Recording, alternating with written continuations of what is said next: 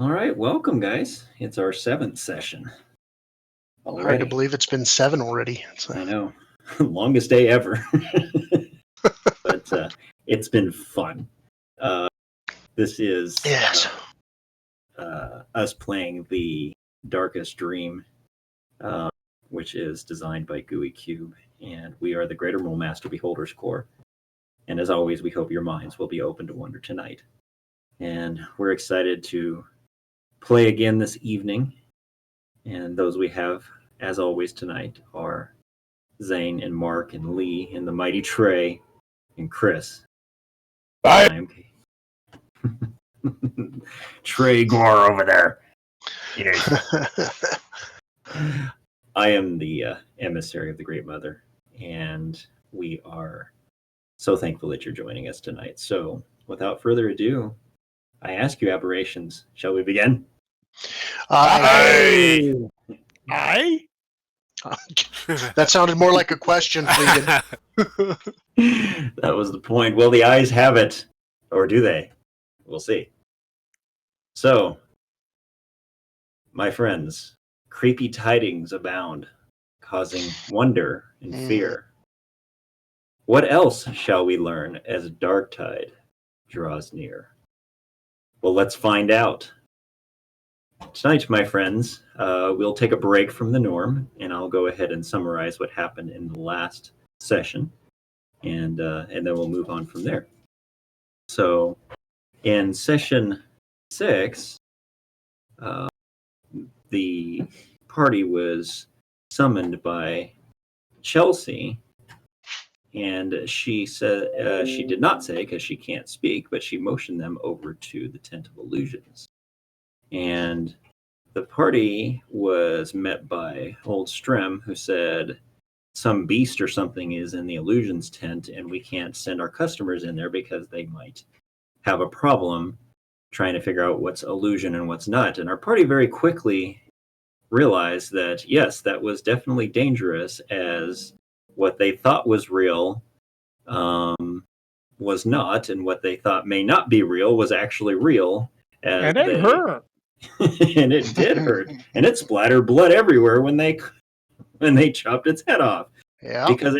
And when there was an illusion of a pack of wolves that totaled 8 legs, then actually Graxel did its job. So we have completely determined that in the only way that the great massive axe of Theros named Graxel can hit anything is if it has 8 legs. Whether they're real or not is another story, but it has to have 8 legs. So we learned that.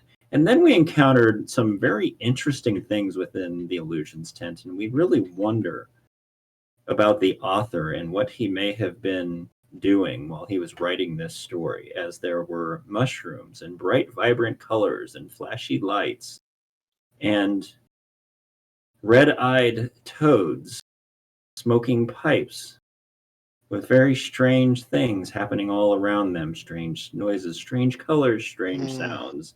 And then they were swallowed by a giant sea creature, only to find out that they land on its gizzard to walk out of the tent safe and sound. So it was quite an adventure. Oh, I forgot, yes. And then there was the strange little dancy man who had a sing-song, who didn't make a whole lot of sense, but just seemed to really have a good time bouncing around. Maybe it was from the mushrooms previous in the tent, who knows. So we moved on. The party was then met up by a strange gray-skinned individual with a star on his forehead, who seemed somewhat rude and was looking for somebody that they had absolutely no idea who that was. And he said, if you happen to find them, don't worry, I'll find you. So that was a strange occurrence. We talked with him a little bit, but didn't seem to get a whole lot of information out of him other than he's from the Sodality of the Constant.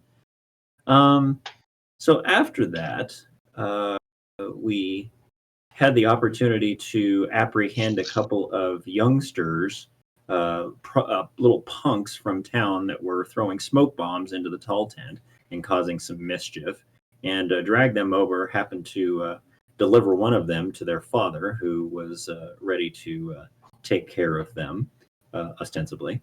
And then we got to watch a great show of Miga and Trenuv, the owlbear and the manticore, perform in the tall tent.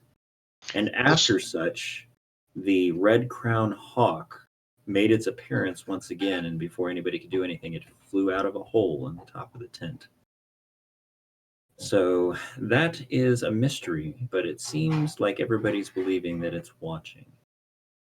Had some good discussion with our druidess, and then went over and visited Mother Salvenza finally, and had the opportunity to gain audience with her and discuss some of the visions that were going around between both Kenna and Fleegan, of which we were surprised to find that she was intrigued but wasn't as surprised about Fleegan's visions as much as she was surprised, very much so, and a little bit taken aback and fearful of Kenna's visions. So that didn't really help matters any, but kind of gave a little bit more question marks. And then had a wonderful time with the children, kind of settling them down as the babysitters for the day were at their wits' end, and got to know the kids a little bit. They played, and then we got to watch a puppet show. Creepiest thing we've ever seen. It eventually worked out. It was so cool. It was pretty cool. I literally had goosebumps at the end of that.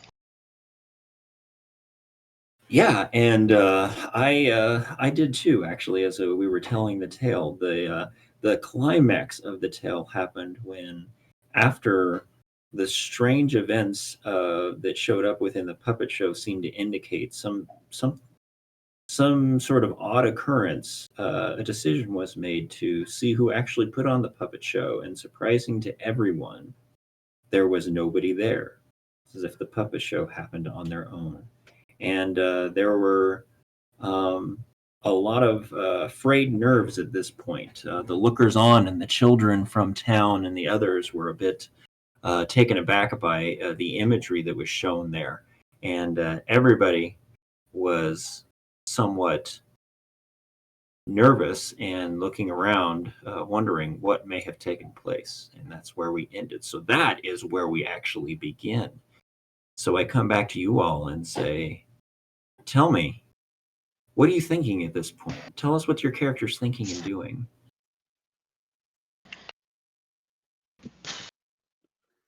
Fleegan is ready to pack up and leave. Leave where? Carnival? Yeah, Kenna's pretty much done with the day. She's like, I have been insulted and injured and punched and groped, and this is too much. Yeah, Janig is over there kind of holding her hand. He got a little bit scared as well, and but he knows when you're not feeling well. He can kind of tell, having been friends with you pretty much his whole life. Yeah. And so he knows what's going on. Jovessa and Vessi are snuggling with Fleegan. I believe Jovessa started, or one of the two started crying. It might have been Vessi started crying. Theros had to get up and walk over and talk with his parents, so he's visiting with them at this moment. Kimber, how are you feeling?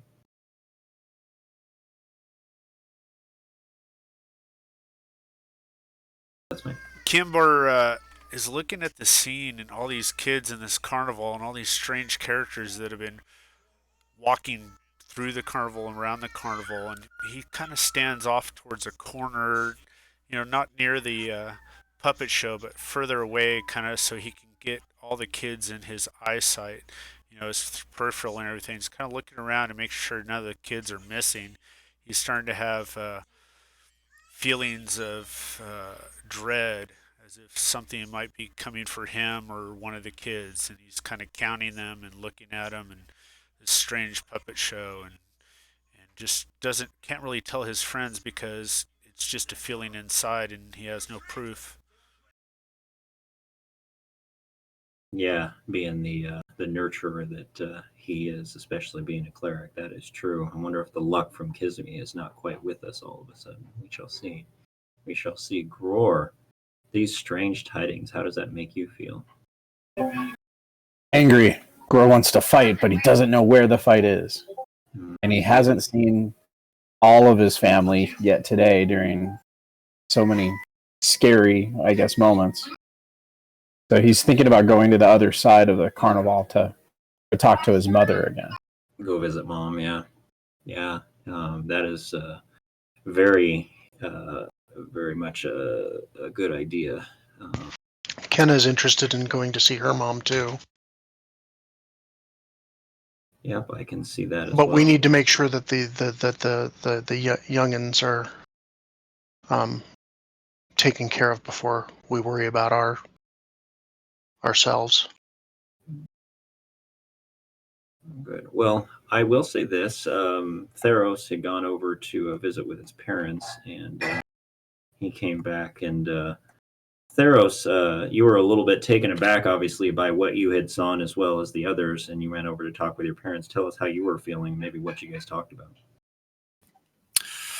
What I was discussing with my mother and father was the uneasiness, of course, that was going on, and uneasiness that I was feeling, and that rather some interesting visions, and that the seeress was very concerned at my friend's vision of flaming tents, our tents on fire, and that I reaffirmed to my parents and informed them that should anything desire to harm us, anyone of the Hanatas or our Blue Veil troop, they'd have to go through me first. It just has to have 8 legs, right? Or the illusion to have 8 legs or more. Yes. Of course, that's how that works. Give me a roll, d20 roll for me, please. Let's check on the good reward for Theros. Yep, seems to be the theme for this evening, so we'll go with that. So everybody's a little on edge. Gror is interested in talking to mommy. We see that the kids are scared, but they're safe. Kember was able to account for every single one of them. We have Krita and Kita and Jovessa and Vezi and Trem and Shrum and Janig and the other one, I can't remember his name. But they're all accounted for, and the crowd seems to kind of settle down. And as the music should be playing, as everything kind of cheers back up a little bit, we kind of go back to our day of rounds, and the crowd kind of settles down and goes back into having fun at the carnival, and that does a lot to help take the edge off for Kenna, for sure. Seeing everything starting to go back to normal is a good thing for her. Yeah. So, does it seem odd that we haven't seen Smedley for a while?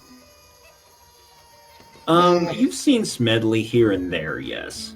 I haven't really highlighted it, but I just meant for a while we hadn't seen him, at least like that last. He hadn't really popped in to talk with you, but you've kind of seen him popping in and around and stuff, and chances are he'll probably rear his freckled little face here shortly. But what do you guys want to do? Where would you like to go?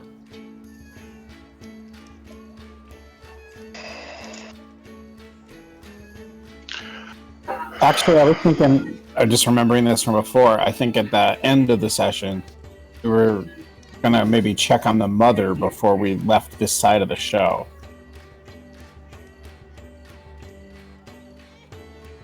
You know, since she was like right by the puppet show. Or Gore wants to leave this side, he'll go in to talk to her if she's there. Okay. There is she's busy with somebody at her table doing something, and there's still a pretty good long line of people waiting to go in and see her, and everything seems to be fine from just a peek into there. And she looks up at you and gives you a little smile as you look inside and check on her.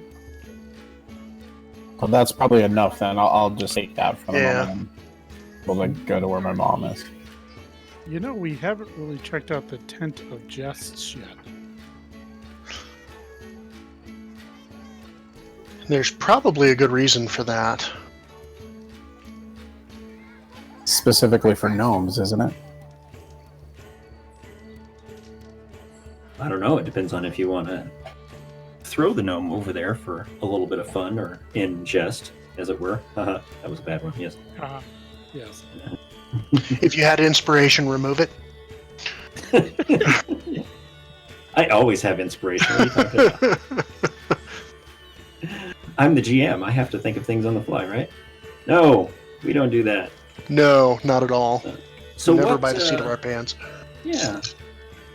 No, I have plenty ways I could railroad you, but I was giving you guys the chance to decide which direction you want to go. Yeah, no, I think we should spin past the Tent of Jests and then maybe Make make sure everything's okay. maybe reverse our rounds that we were doing and go the opposite direction from here.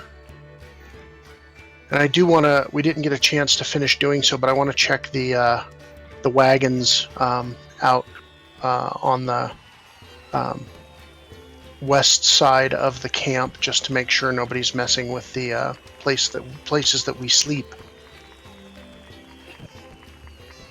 All right. So is everybody in agreement with that? Did we check that when we were looking for the snakes, though, kind of?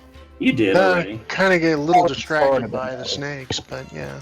Also, You guys had a pretty good look around them. Sorry, go ahead. where are all these kids going after the puppet show? Do they have someone watching after them? Yeah, they're after the show. They're and the fact that you guys kind of intervened, the people that were watching them, the other friends that were watching them for the day, had a little bit of a break and ran over and got a little snack and some other stuff during the puppet show, and they came back and they seemed to have a better handle on corralling the children. Most of the children are a little scared, and so they're kind of behaving a little bit more as they kind of sit around in a circle and are interested in their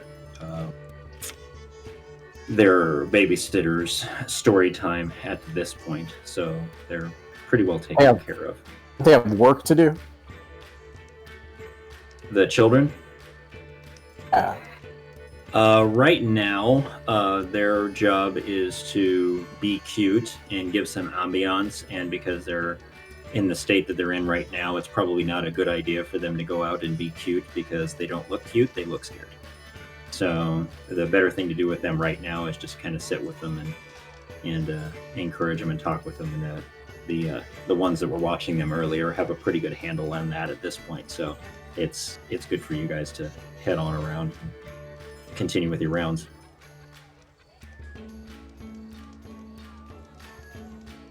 Yeah, let's go up to the Tent of Jests.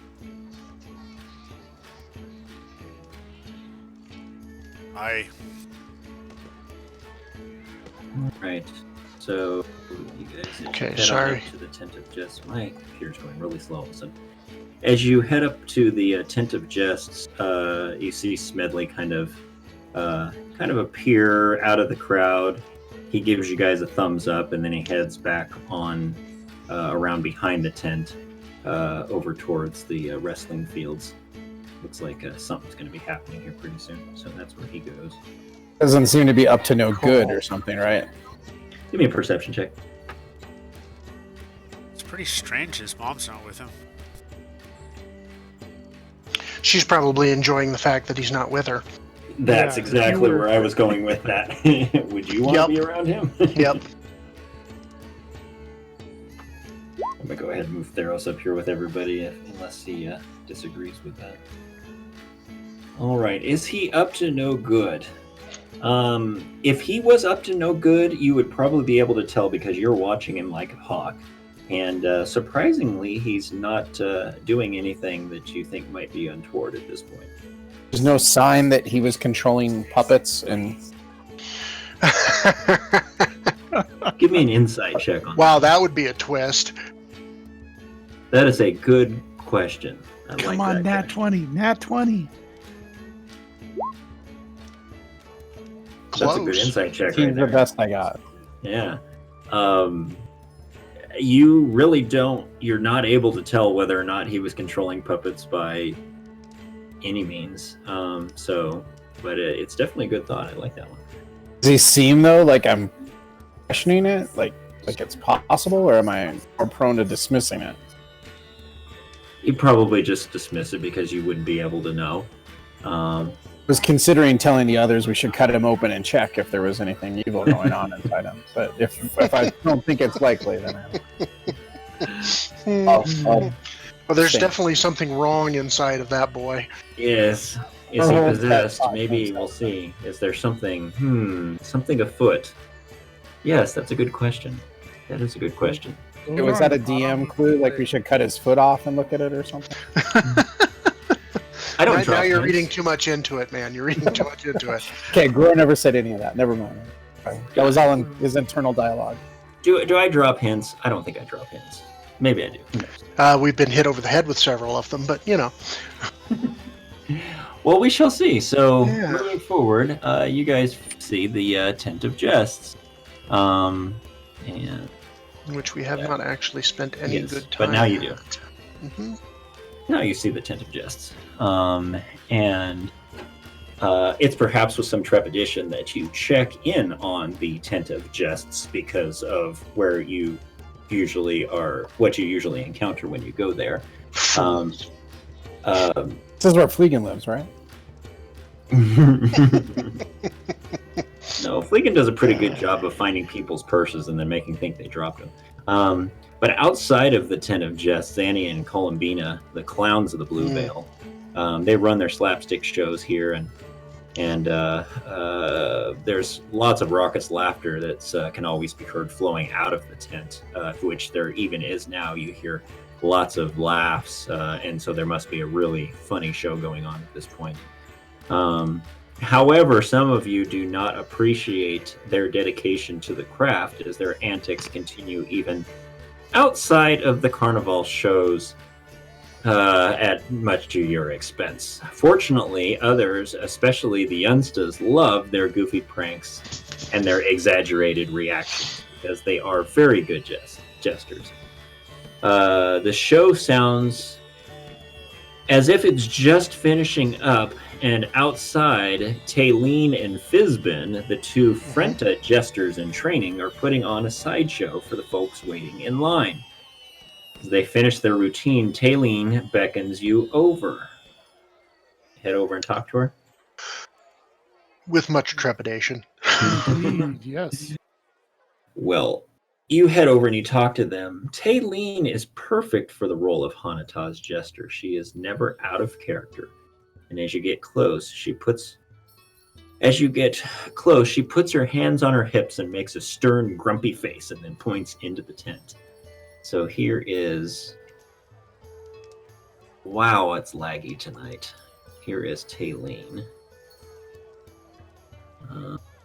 Okay.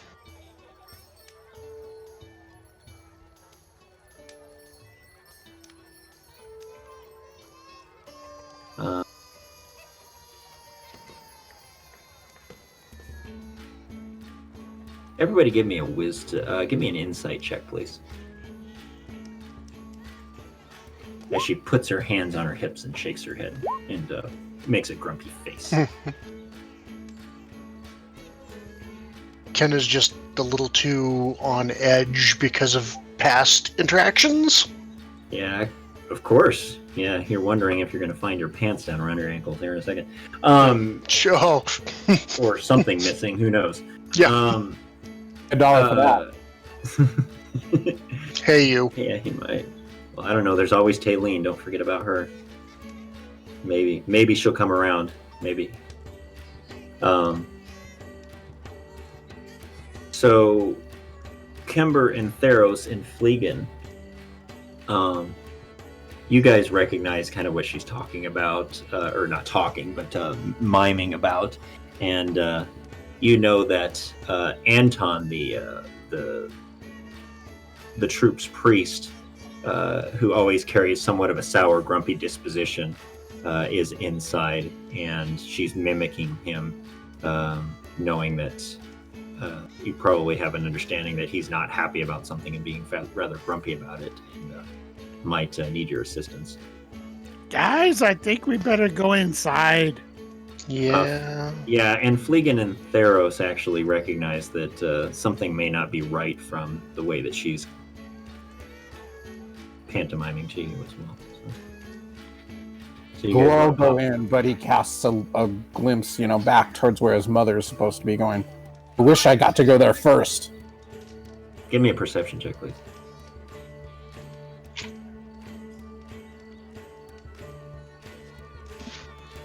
Yeah, okay. All right, so through the open tent flaps, you can see Zanny. I'll show you a picture of Zanny here.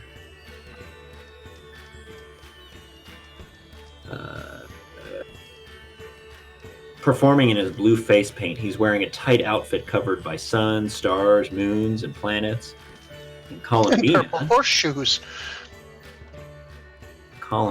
who is nearby, in her equally distinctive green makeup and flowing costume covered in foxes, ravens, rabbits, and spiders. Spiders! Spiders! Rabbits, No, especially not rabbits. Spiders. Ugh. On occasion, the two will switch outfits and see how long it takes for people to notice because they're distinguishing between the two of them. At the moment, Columbina is actually chasing Zanny as she attempts to slap him with a large river fish. So he deftly scampers along in front of her, while he spills round beads in his flight, and she slips and she quote-unquote stumbles, though amazingly keeps her feet. Both of the clowns end up falling through an interior flap of the tent, ending the show to much laughter and applause. As the applause begin to die down and the people start filtering out of the tent, Anton, who we were talking about earlier, the Blue Veil's priest, peeks from the back flap of the tent, and he waves you over. And here is a picture of Anton. Okay. There you go.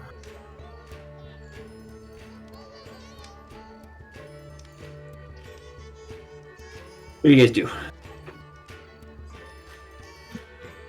Head over. I love that skit. Oh, that's the funniest stuff.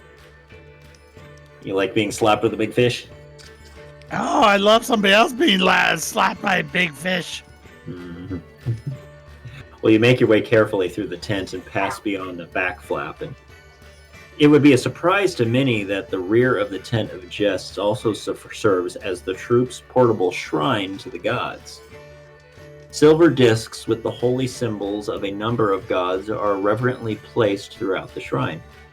The symbols of Jinx, the Lord of the Fools, and Kismia, the goddess of luck, are hung to be the most prominent as they are considered the patrons of the traveling folk. These two are surrounded by a ring of other emblems paying homage to Fafon, the Joy Lord of Festivals, Bufon, the god of brewing, whom Gror and his parents are quite fond of, Heliona, the Lady of Freedom, Branad, patron of good-natured rogues, Fleegan's patron there, Kakion, the Waylord of paths and roads, Mistos, the god of mysteries and prophecy, and Chance, the god of gambling and risk-taking. As you enter, you see Zanny and Columbina are cleaning up their makeup and stuffing colored scarves down their sleeves, while Anton stands with his hands on his hips, looking at the jesters with an annoyed expression on his face.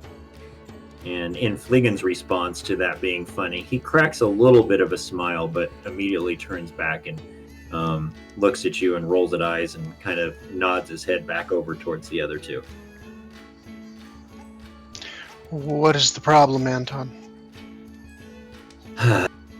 Welcome, Zatis. In a moment, but it is wise to take time to honor the gods even on such a busy day. Especially on such a busy day. Not too much trouble so far, I hope. More than expected, but not more than can be handled. Oh, lots and lots of things. Well, tell me, my young friend, what kind of thing? Giant spiders, giant bears, giant snakes. Is there giant cockroaches around here anywhere? Strange yet. women. The Columbina kind of puts her arms and her legs out, and she kind of dances around and skitters across the floor like a giant cockroach would do, and smiles and run backs over and pokes Zanny for a second, mimicking what you're talking about. And Anton sighs. Yes, I have visited with the Bondorans today, and they've mentioned some of these things, and it's good, and I'm grateful for your vigilance. However, and he continues in an irritated clearing of his throat, it is unfortunate that I must ask for your help with some of our own, and he kind of motions towards Zanny and Columbina over there. My votive candles have gone missing, and I do not believe any of the locals are to blame. And Anton glares daggers at the two clowns, who look at each other with questioning looks. Can you not cease this buffoonery for even a moment? What have you done with my damn candles? Is their look genuine? Do they genuinely look confused and surprised, or? Well, they give an exaggerated full-body shrug and an overwrought frown, while Columbina makes mimes a gasp. They share a soundless laugh before beginning another pantomime. Columbina goes stock still with her arms spread wide, while Zanny disappears behind her voluminous outfit costume, and he sticks his face out and makes a chittering sound before vaulting atop her shoulders and tossing a handful of blue and white confetti over a fuming Anton. Finally, he produces a candle from one of the folds of Columbina's outfit with a beaming smile. So, give me an insight check then, Kenneth, for asking that question. Sure. Not bad. Yeah. You can tell that they're trying to tell you something, but they're doing it in their own way, where they just kind of pantomime things. Mm-hmm. And did they steal the candles? Well, yes, but they're trying to tell you that maybe something else is going on as well. And while you're realizing that, and they're doing their little song and dance, Anton looks at him and goes, "Yes, fine, thank you for giving me that one back, but where are the rest?"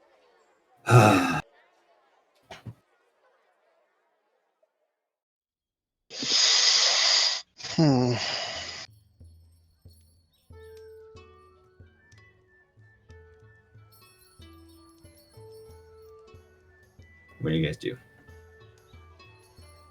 I'm trying to decipher what the two are trying to tell us. Yeah. So we'll use a direct route. So what is it that is bothering you two, and why are you taking the candles?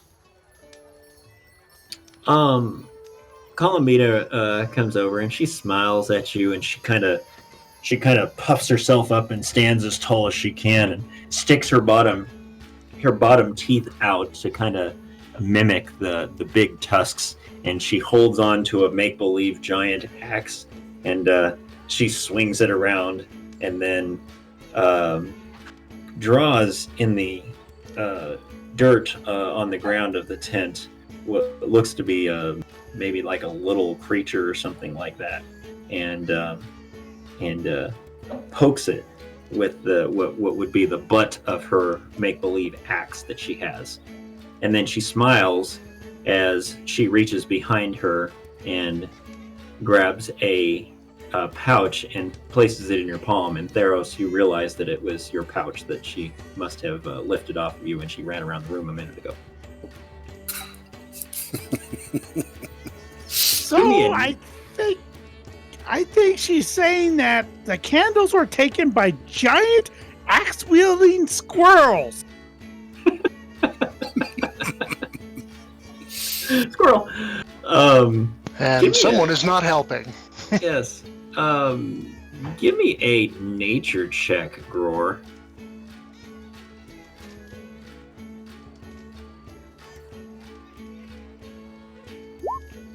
While you're doing that, Kimber, give me a acrobatics check. Not an acrobatics. Give me a dexterity saving throw. Give me a dexterity saving throw. Kimber. All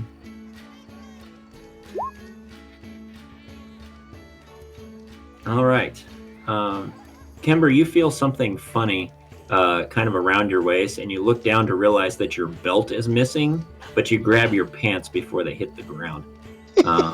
And you look up and you see Zanny over there, and he's just kind of flipping your belt back and forth with a big old grin on his face.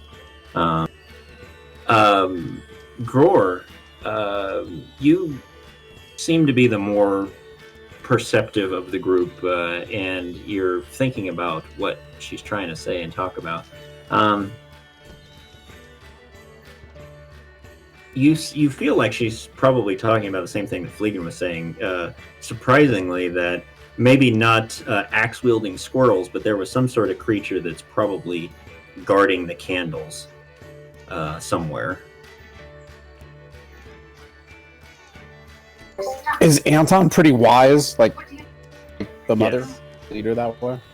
Anton is very wise. Yes, he's the primary cleric. He's both a cleric and a monk. So Gror will say to Anton, "Well, it looks like they've given your candles to whatever that is they drew in the dirt. Want us to go get them for you?" And they smile and they give you a golf clap as they give a bow. And he says, Yes, but what is that you they know drew in what? the dirt? He says, you know what? If you can find where they've hid the candles, I'll be most appreciative. Oh, appreciative. Can we take a look at the drawing and see if we make out any type of shape to that? What it looks like? Bigger than a squirrel, but Manticore. kind I of like a said squirrel. giant squirrel. Where would axe-wielding giant squirrels live? Probably next to the drunken giant bear. Manticore. That's what I'm thinking. Okay, I think we're gonna Zanny, have to find We figured it out. gnome, but it'll crawl inside the Manticore. Give So me my the, belt back. Zanny kind of looks at the belt and he looks at you and he kind of waves it a little bit and then he hands it over to you. And he sticks his arms out and Columbita comes over and she sticks her arms out and they wave them back and forth. And Kimber, go ahead and give me a nature check, please.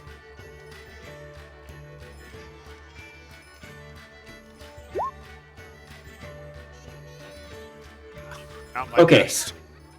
You have a pretty good idea that they're talking about a big tree. And you know of a couple of big trees in... Got it.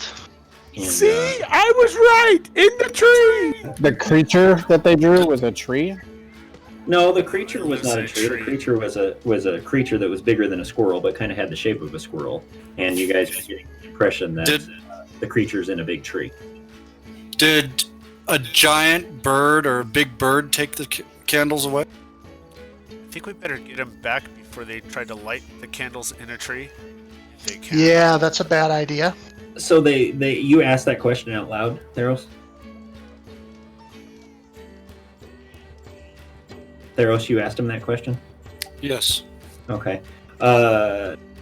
For once, they don't seem to be playing around and they give you this strange, inquisitive look when you say giant bird. Well, what else would be in a tree? Squirrel. Giant They squirrel. they get down on all fours and they kind of start running around a little bit, bouncing around and stuff like that, like a squirrel might. Well, let's go First, look to at the... Anton, I pity you in your location. This is a disservice to the honor of our temple.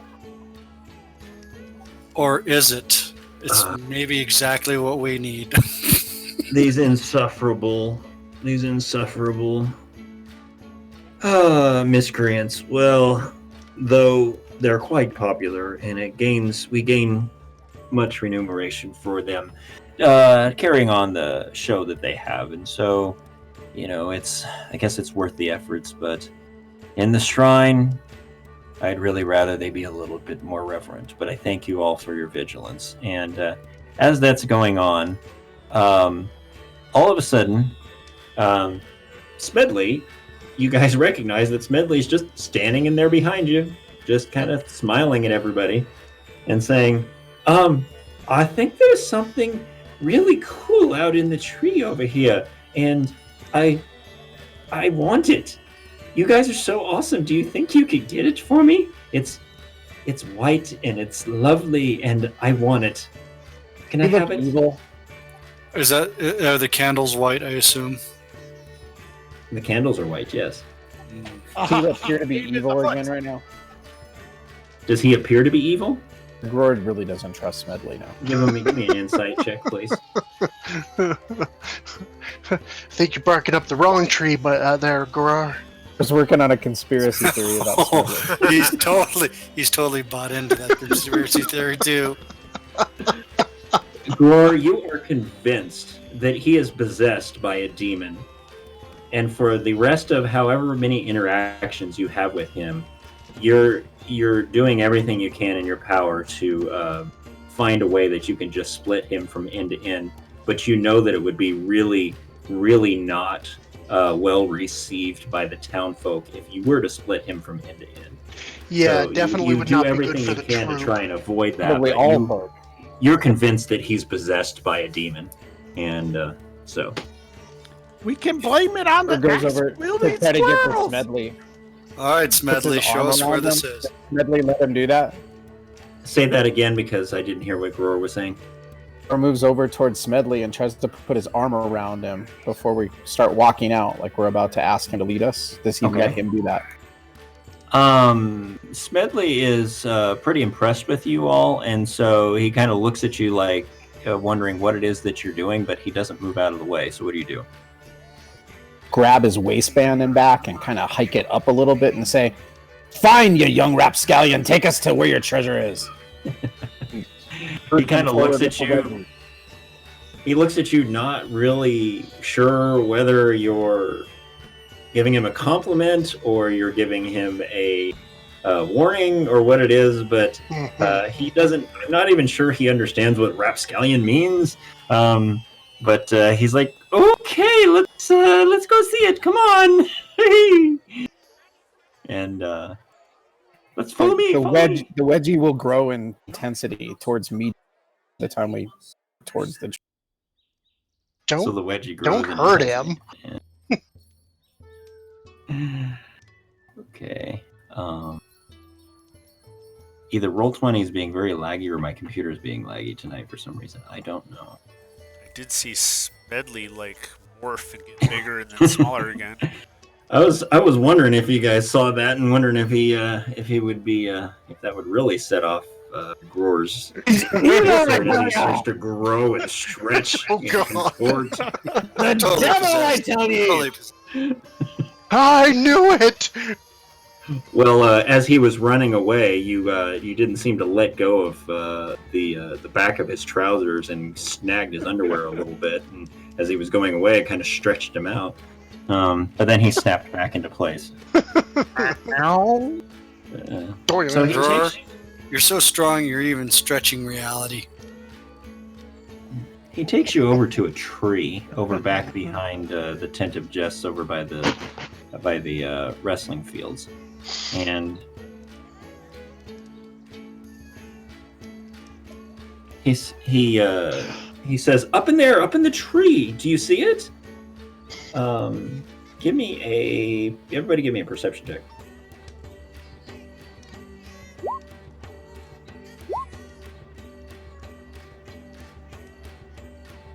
Let's use that first roll. Yeah, oh, we will.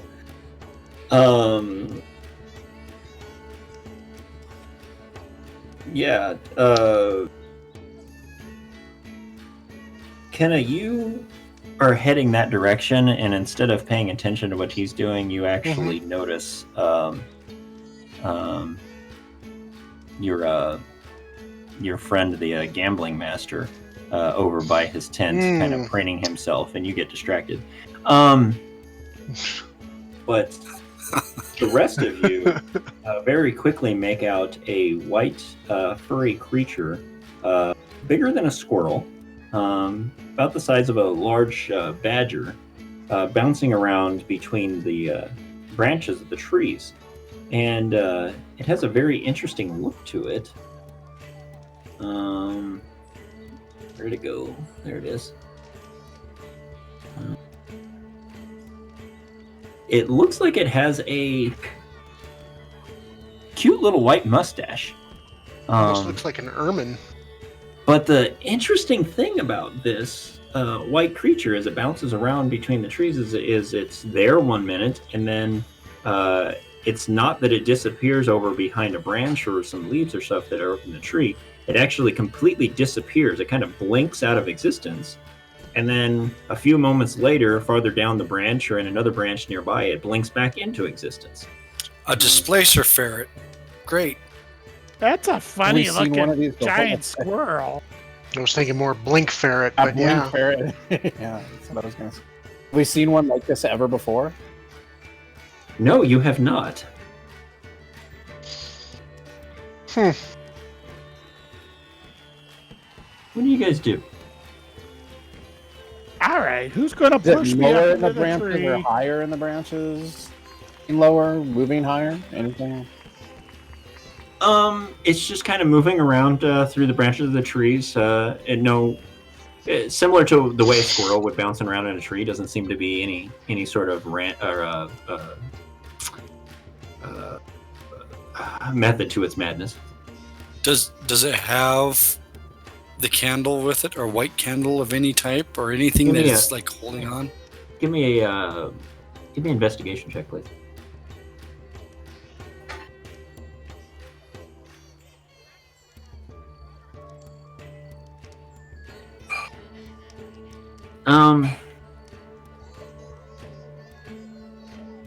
Specifically, you're looking for the candle. Something seems odd to you about the shape of its face,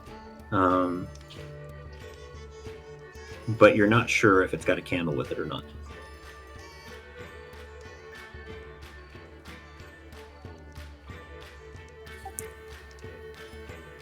Does it look like it's...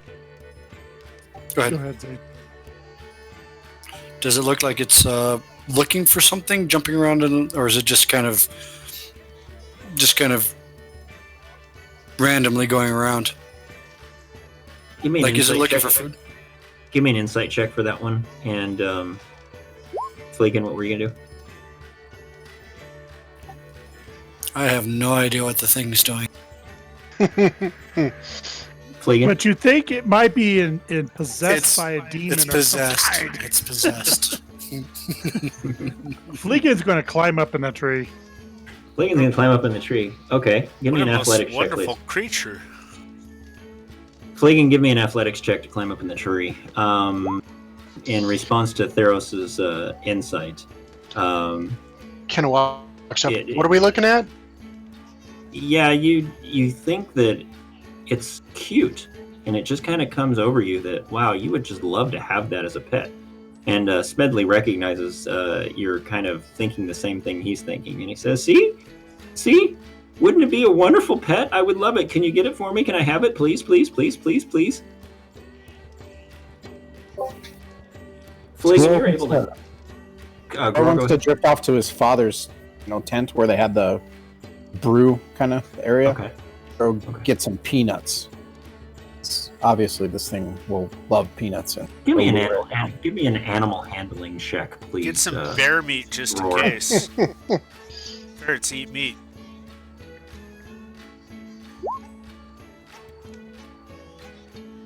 Can't be looking for meat in a tree, though. Yeah, you feel like feeding it some food, maybe some peanuts. Might not be a bad idea. So you're going to head over to the tents there and grab some of that. That sounds like a good idea. As Fleegan crawls up in the tree, successfully. Kenna goes, "Oh, what is that?" Fleegan, give me a perception check, please. And It's possessed. yeah, Kenna comes over and sees it and is wondering what it's doing. Fleegan, as you're climbing up in the tree, you actually see a knot, and hidden kind of a little crevice or a knot inside the tree, and you see that there's a candle down inside one of those knots. I will grab the candle. Okay, you get the candle. And I quickly drop it to Theros. Who will catch it gently, All right. and I shall return it to its rightful how, owner. how many candles were missing? Just one? Probably 3 or 4. I will continue the search. All right, Kenna, you give me a perception check, please. Sure. Smedley looks up at Fleegan and he goes, you, yeah, go get it. Thank you. Yeah. Oh, that's so awesome. Give me it. I want it. I'm gonna tell Mama I want it. I'm gonna take it. Hi, Smedley. How's the ear thing going? Does that convince Theros that Smedley's evil now too? Wants it? No, I don't think Theros is convinced. They're both possessed. I'm done with it. Need someone to join my conspiracy. It's No, never a that's all conspiracy you, unless man. there's That's more, all more you. than one person. yeah, I'm not sure anybody's gonna Conspiracy enjoy your theory. conspiracy. Smedley's mother will. That might be somebody good to talk That about. might be possible. So, you know what I should probably do is I should actually show the token of the slinker there. All right, so Fleegan there, yeah, okay. So, Fleegan's crawling around in there. Kenna, yeah, thank you for that roll. Yeah. Thanks for nothing. That's a. All right, so Fleegan's poking around, and he actually sees that it has a candle in its mouth. That's what's making up the image that you think that it has a mustache, because the candle is pretty much the same color as his fur. So he's bouncing around with the candle in its mouth. But you also find another candle stuck in the tree in another spot. Wax for the mustache, huh? That's one styling parrot. So what do you do? What do y'all do? So I found another candle. Is that correct? Yes, you found another candle, and you see it's got one in its mouth too. All right. I will drop the another candle down to the other people, and it's time to chase after a ferret, Okay. or Good I luck. like to say, an axe wielding giant squirrel. I will try to assist. I guess I'm pretty good in trees. It's over the right. It's the left. It's the right. It's the left. Quimber's wondering where those nuts are before somebody gets hurt.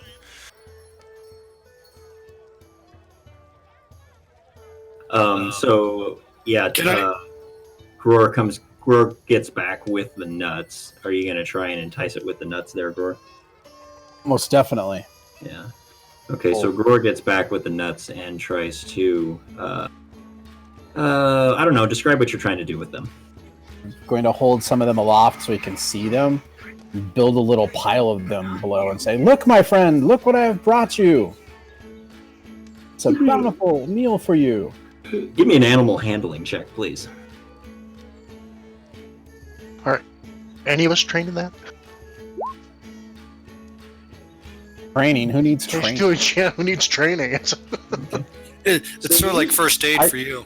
It's I grew natural. up in a circus. While he's doing this, can I move Smedley away from the tree and just tell him you need to get your distance for your safety, just in case? Really, I just want to get him away so the animal will come down. Give me a persuasion check, please. And good luck there. If he bites your face, don't say I didn't warn you. Not too bad. Kember goes over to talk with Smedley about being safe, and Smedley's having none of it. He's got his heart dead set on having that cute little furry white creature with a mustache as a pet, and he looks at you and he says, I don't think it's going to hurt anybody. I mean, I don't even think it would hurt a fly. As it bites at Fleegan, it kind of disappears for a second and appears right next to him and bites at Fleegan. Well, he thinks he's food. Make that mistake all the time. I'm going to try to think about, is there a way to trap this thing? Wow. Okay. Definitely axe wielding. Meat eater too. All right, so it. I see psychic damage on there. That's That's scary. yeah. Yeah, when something that small is kicking your butt, it does kind of mess up your psyche. So it surprised Fleegan, and it takes a bite out of him because Fleegan was trying to get to it to try and catch it, and Smedley's surprised at that. It only actually does 1 point of piercing damage, not the psychic damage at this point. Okay. And as it does so, it's looking back. It looks back over its shoulder because Gror was trying to entice it with the nuts, and it gives surprisingly an indication that Gror seems to intuitively understand as that's not the kind of thing that it would want. Maybe it wants gnome. Gnome, yeah. Yeah. I already There's a said lot that. of things I like gnome. Spiders too. The peanuts are for dessert. I would just like to point out trees are not the natural habitat of gnomes, okay? That's why it could hit me. Unless they're making Yeah, cookies.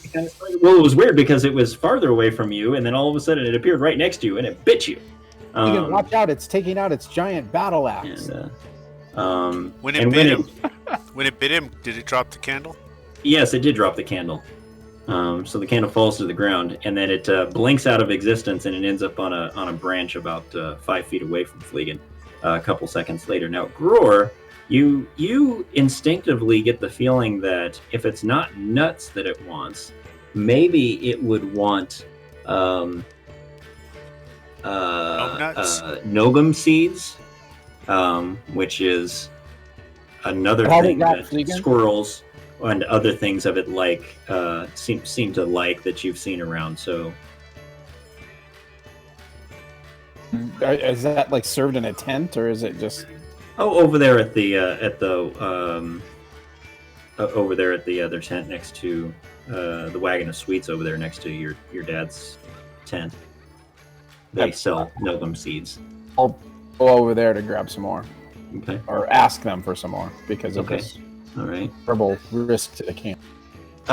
It was interesting that Smedley saw the creature bite Fleegan just as he was arguing with Kember about the fact that this thing couldn't be dangerous, and his demeanor immediately changes as he sees the drop of blood kind of well up on Fleegan's hand where he got bit, and he looks at Kember and he's like, well, maybe Mom wouldn't want, I think she might be allergic to furry creatures like that, so I think maybe I'll just go do something else. And he starts to walk away. Kimber's quite relieved that he is gone. I'll pick up the candles and gather what we have. I believe we have 3 now. Yes, you have 3. Yeah, Fleegan, take a look and see if you can find one more. We'll try to distract the thing. Okay, Fleegan, give me a perception check.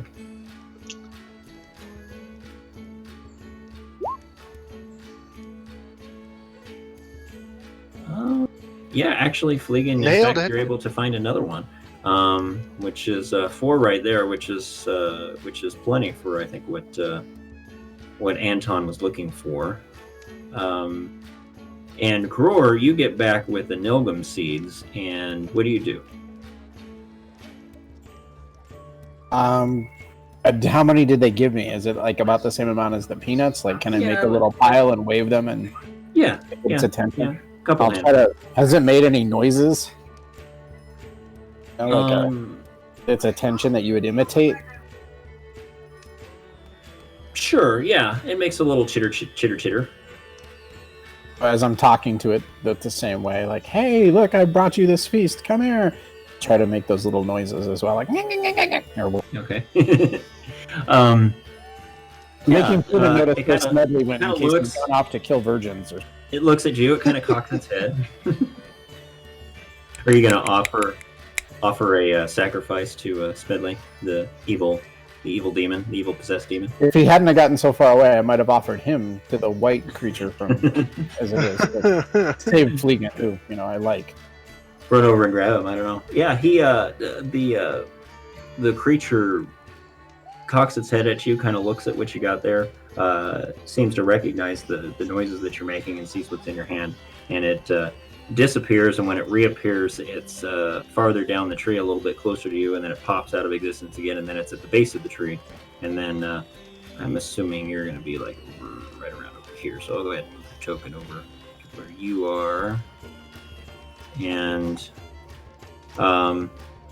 it comes over direction. It stands at the base of the tree, it kind of looks at the pile, and it looks at you, but it doesn't move any farther than that. Do you do anything else?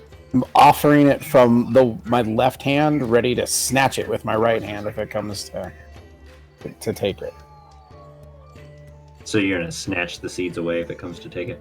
No, I mean, I'll offer with my left hand and then snatch the slinker, or whatever you called it, to my right hand. Okay.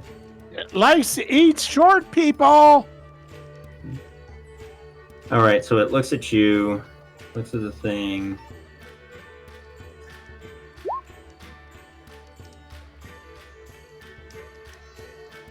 It kind of sits and it just stares at you. It doesn't move any closer.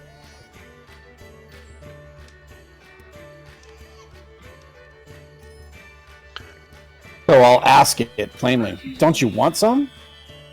Aren't you hungry? You just talk to it in common. Yeah, that must be what it speaks, right?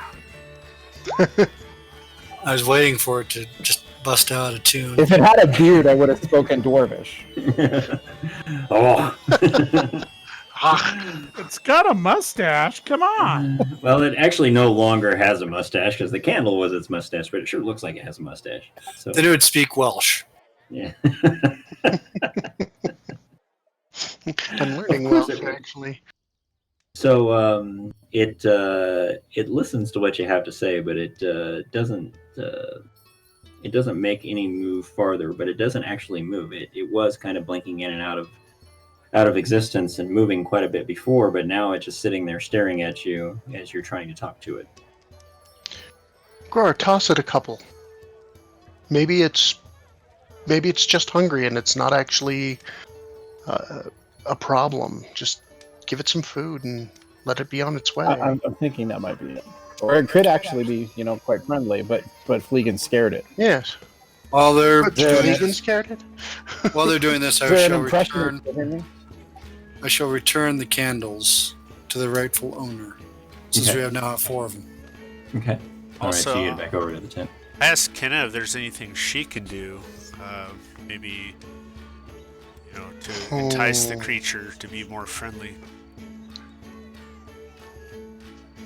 No, that is outside of my scope. Other than possible animal handling, so. Gror, did you take his advice and throw a net to it? I'm reaching it out farther at first, too, to see if it, shrinks back or if it looks more aggressive. If it doesn't, I'll toss it halfway between us.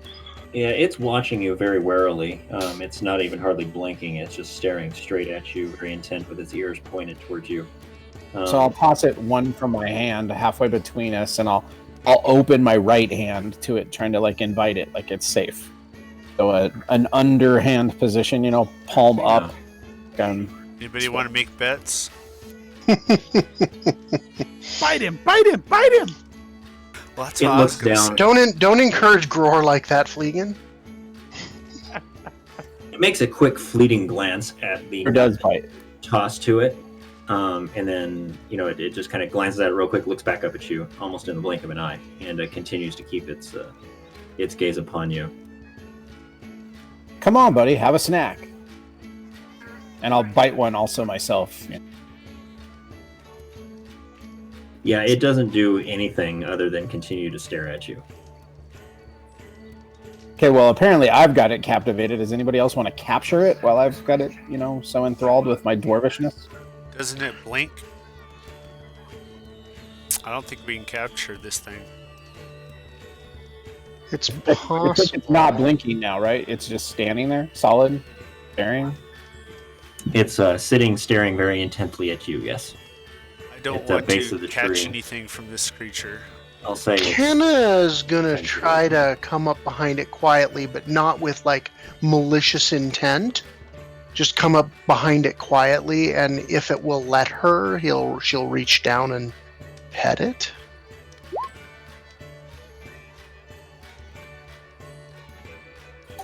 Or not. Thing must have eyes behind its head. So, you walk up to try and pet it, and as you get, I don't know, maybe 5 feet away from it, Mhm. it actually blinks out of existence and ends up kind of over on the other side of the tree. But at this point, it can see both you and Gror.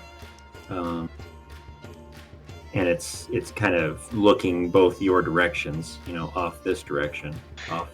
Hey, Grohr, put some food down, between you and it, and then back up a little bit. Let's see if you backing away will entice it to come get the food.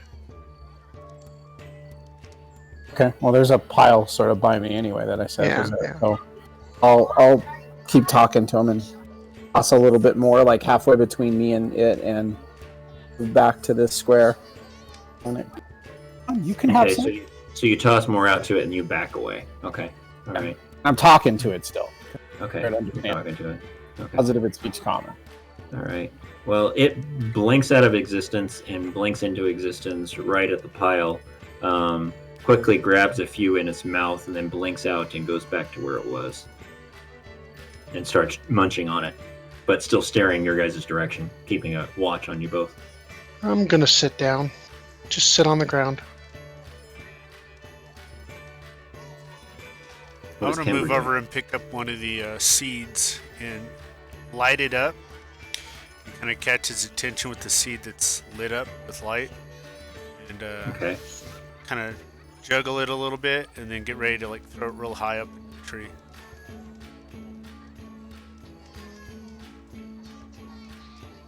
Okay. Do I have its attention?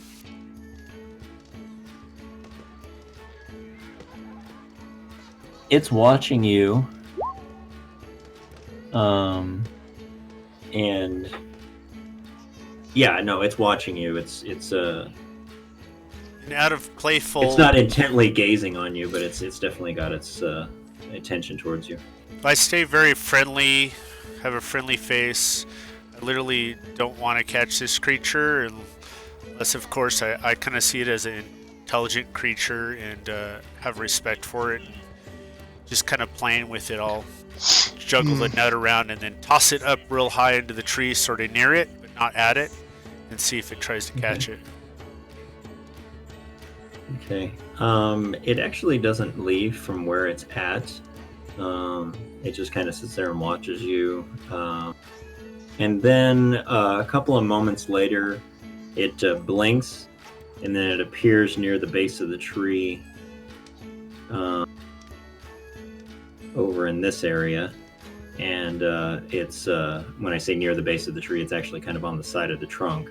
and it's starting to kind of crawl up the trunk. And a moment later, it disappears, and it ends up on a low-hanging branch, and runs into what looks like a big crevice that you guys just now notice in the side of the tree as it runs into that crevice and seems to disappear inside the tree itself. Fleegan should go in there. Take a peek in that little crevice if it's low enough.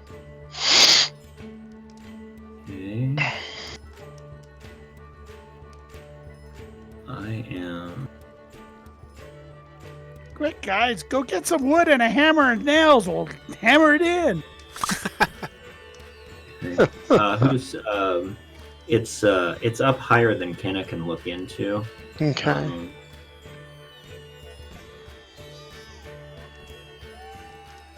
And while you guys are doing that, Theros had gone over to give the candles back to Anton. Anton was very appreciative. He says, "Many thanks, Zati. You're we do welcome. the Blue Veil proud. Unlike certain tent mates of mine. Here, I want to give you guys something special for your troubles, and I'll pray that the gods watch over you. Can you have your friends come over so we can talk a little bit about your reward for the great deeds you've done for us today?" I'll go get them. They're dealing with some sort of a ferret that disappears and reappears in another spot. Do you know anything about such a creature? No. Dimensional slinkers. Oh, those little... I should have known.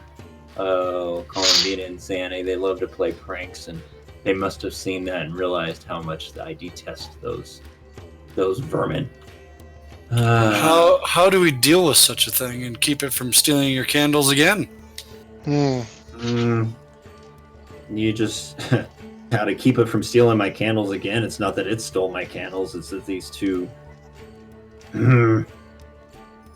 I don't feel like using words that I would Very well. them. But I will go grab my. I'll go grab my friends, and we will be back shortly.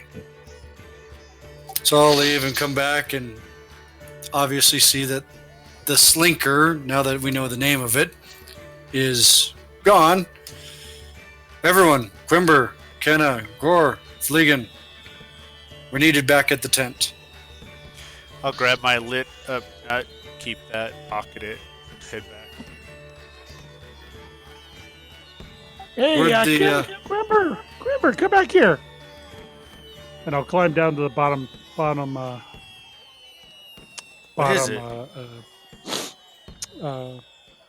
branch. He probably needs help down. Catch me! Ah! And I'll jump into his arms. Okay, Kimber, give me an acrobatics or an athletics check, your choice, please.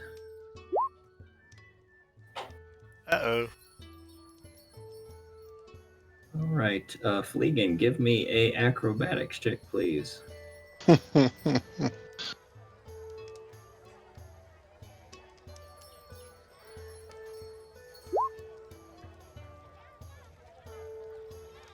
All right. Kimber was a bit surprised at this and tries to catch him. And as Fleegan comes down for him to be grabbed, Fleegan's tossing himself now. Yay. Self-tossing gnomes. I love it. It's the latest in modern inventions. Self-tossing gnomes.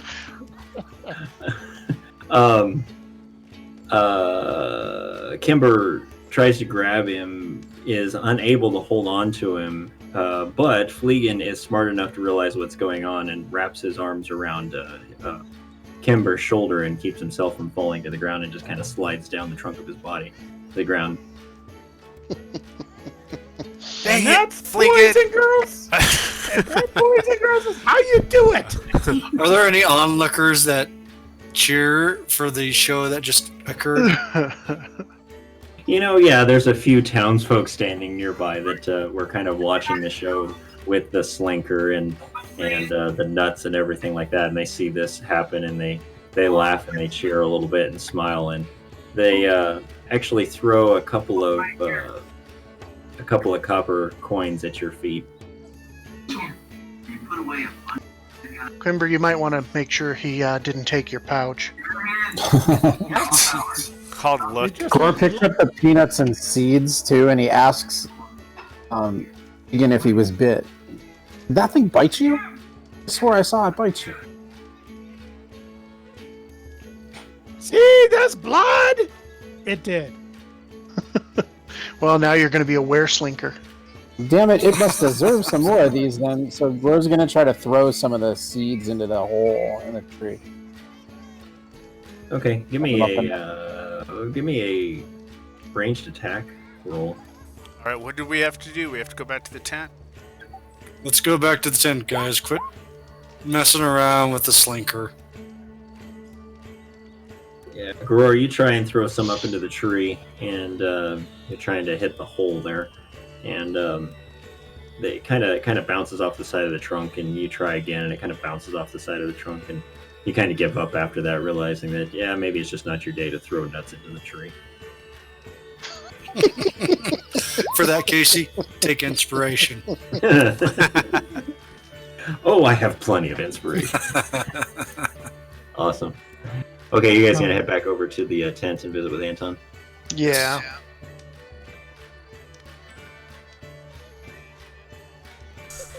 All right. Well, he is quite appreciative of you getting his candles back. Says, I pray for you this day as the sun begins to set, and you guys recognize that the sun is starting to set upon the day as the shadows are getting longer, and a chill immediately creeps through the air because it is, winter time, and the sun. It was a nice blue day, and the sun was pretty warm on your shoulders. But as the sun's starting to creep back over behind the trees to the west, it starts to a nip forms in the air, and he says that as we head towards Darktide, I pray that the gods watch over you, and as such, for the deeds that you've done today, and my thanks. I feel somewhat led to give you a couple of things that might help you in the future. You've proven yourselves well. And so he hands you this. Also hands you this.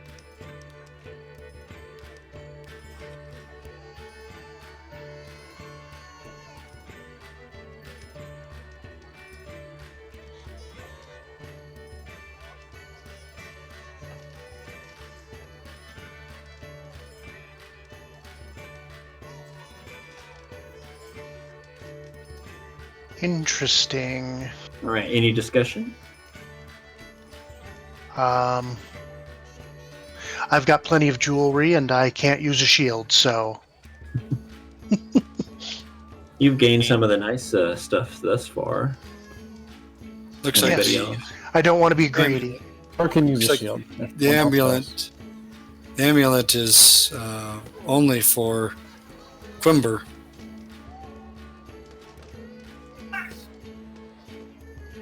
That could be quite useful for Kimber. What do you think there, bud? Kimber is speechless, and if that's the discussion, quickly says, "Good, I did." Takes it. All right. And Roar, do you use a shield? Yeah, that's what I said. I use a shield, so Okay. if nobody else does. Yeah, absolutely. I don't have any I've got the issues. wagon wheel. okay. And I'm not going to use it. Me either.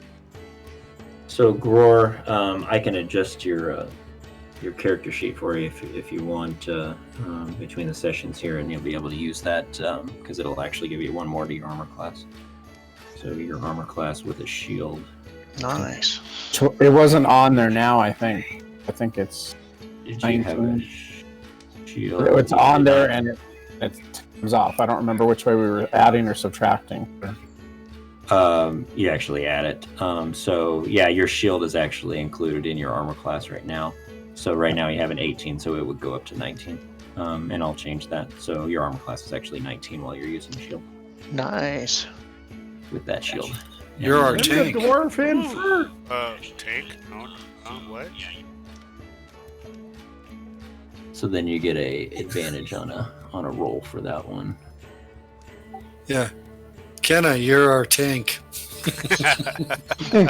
I'm more of a glass cannon, but yeah.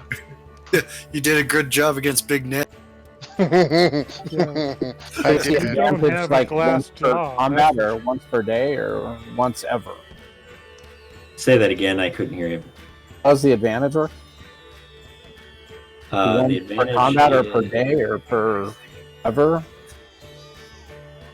I think it's once per day. Once per day, it says. Yep. So you would choose, and typically the way things work in first edition is you actually get to choose after you roll.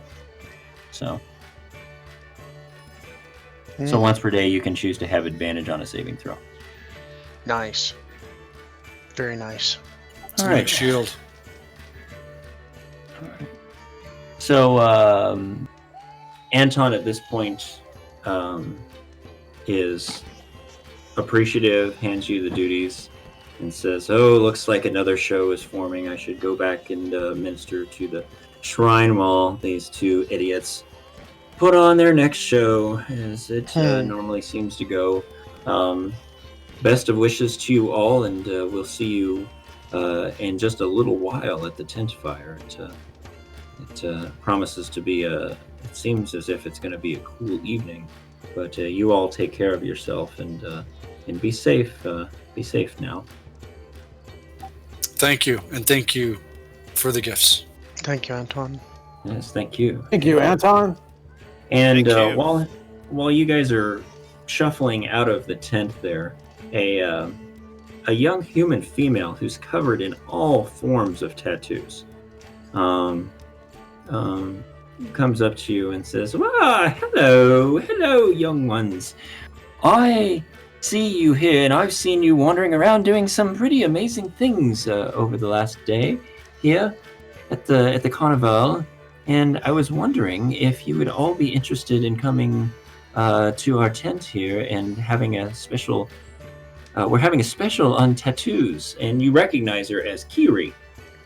She is with her husband, who's a half-elf named Word, and they're tattooists, and they run a tent here at the carnival. They're not part of the troupe, but they're wanderers as well. They wander and they set up their tent where there's locations as such to be able to give tattoos, and they she's asking you if you'd be interested in maybe coming and getting a tattoo from one of them, and they give you quite the discount if you would be interested. Should we get a group Sure. tattoo? I shall get a tattoo. Oh, A bear on one arm and a spider on the other. Says, no thank you, I have a shield now. Well, Core, do you want? Well, they're getting a tattoo. Did you want to go over and visit with your mom? Yes. Okay. Or my shield. Theros, I think your tattoo should say, "More legs, the better." The more legs, the easier to kill. Quimber's gonna get a tattoo of an anchor. Of course he is. Well, funny you should mention that, because you guys go to their tent, and their tent is just right over in this area right here. So you guys head on over your tent. Roar can go over to where Mama's at. Anybody going with him, or? No, I'm liking this tattoo idea. It's not like you don't have a whole bunch already. Looks like there you go. Okay. You never have too many. Okay. So as you guys go over to enter their tent, you notice a spectacular looking blue female with a black pirate hat on, getting a tattoo on her forearm, and she looks up and smiles at you all and says, "Oi, my friends! I was just finishing up here, and I was wondering that package that I gave you earlier. Do you still have that?" I check before answering. What exactly do you check? The package. He checks his package. Yeah. Right? Yeah. I was just curious if she's getting a tattoo of timber. Turn sideways. Wait, no, that's not a good idea. Yeah, I will see if I still have her things. Like Bonnie, right? You. Yes. Oh, all right. Of course, yes. So do you have it? And you remember, Yes. Kimber, that it was you guys left it with Stoof, Groar's father. It was placed somewhere safe because we were on duty and I didn't want those sensitive items to be damaged, but it is quite I safe. don't think I had them. Did you keep them here, like yourself, or did Groar have them? No, No, you guys. Roar's you guys dad was gave it. giving them. Yeah, Okay, you gave it I to didn't Groar's think dad for I gave it safekeeping. to him, so I just wanted to be sure. Huh? Okay. Well, you guys gave it to him, so yes. And she said, "Well, aye, that's a fine idea, matey. Do you think you could collect it for me before we're done for the day?" Oh yes, we had to deal with drunks and other things were happening, so I don't want you to feel bad that I keep them on me. Just didn't want them to get damaged, but I will get them for you. When would you like them? Now? Yes. Now would be great. I'm getting ready to leave. I was just finishing up with this marvelous tattoo of a sea serpent on my arm here. Isn't this marvelous? She shows it to you. Just We can well gape, admire it. gape at her tattoo, thinking there's another one I need to get. Well, she smiles at you and moves in a seductive manner. And are you gonna head over to get the stuff? Wait, she's moving towards me seductively. And you're She asking just if I'm she gonna leave? motions in a seductive manner. She doesn't move toward you. She motions. So I uncomfortably stand there for a moment, not sure what to do, and then I'll go get the stuff. All right, while you're doing, what's that? Somebody's laughing at me. Ken Yes, is we are. giggling almost uncontrollably. So, since we Check the held ground this, for roots before you walk anywhere near her. Indeed. It hazardous. It somehow spring up. It's very risky. so Bonnie, given that we held on to this valuable package for you, what is the fee that you're willing to pay for it? I seem to have heard that you're coming over for some tattoos, and I'd be more than happy to pay for your tattoos for you if you would like. Oh, sounds like a great deal. I'll take it for that. Wonderful. Well, he needs to deliver the package, as it were, first. But as he, we shall be patient. We shall wait. He's just Word's over here finishing up, and Word says, Yes, I shall. Here, let me finish just a moment. And excuse me a moment, miss. I seem to have run out of ink as I'm finishing. Well, let's just get this taken care of. Just a little bit. Just a moment here. And he seems to, you see a little bit of bead of sweat appear on his forehead as he seems to be getting a little bit nervous because he ran out of the right color ink that he was trying to use for that. And she kind of gives him a crossways glance. But he quickly seems to gather his wits about him and is able to find a couple of other expert colors, and faster than you would think that a tattoo artist would be able to finish up, he is able to do that. So as he's finishing up,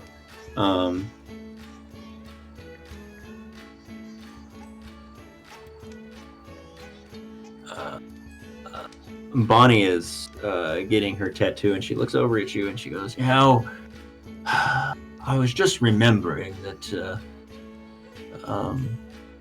as we were pulling into a port over in Nevermore just the other day, we saw that there was a ship that got wrecked on the sandbank along the coast not far from here. Not sure exactly where it was going and what was going on with it, but it was quite strange because it was an unusual low tide that it was stuck on some rocks, and it's not normal that we would see it there. I wish we would have had the opportunity to go and search that ship. It would have been quite marvelous, would it not? Kenna's making a note of that. Always up for an adventure.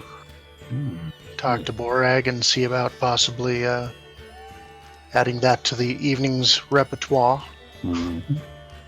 So, Kimber, you get back with the package, and just as she's finishing up,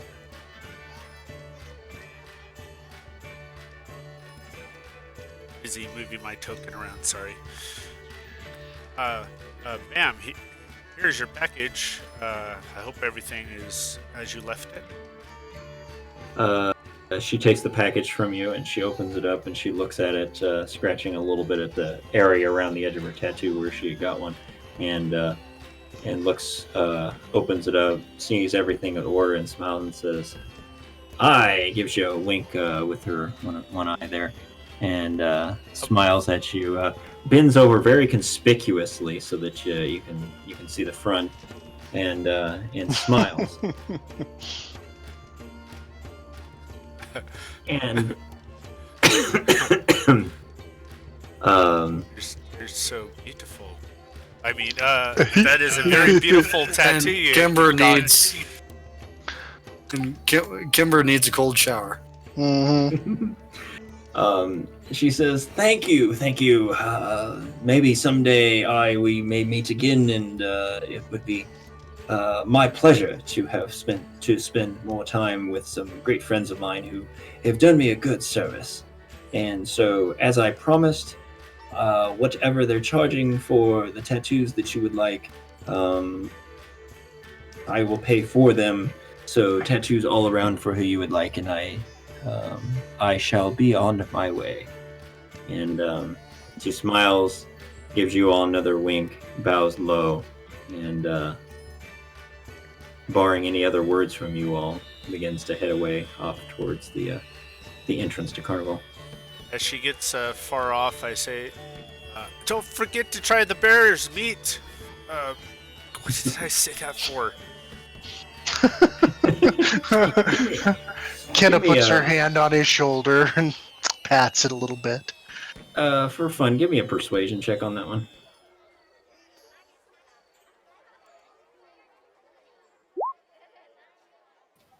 You just got another sale.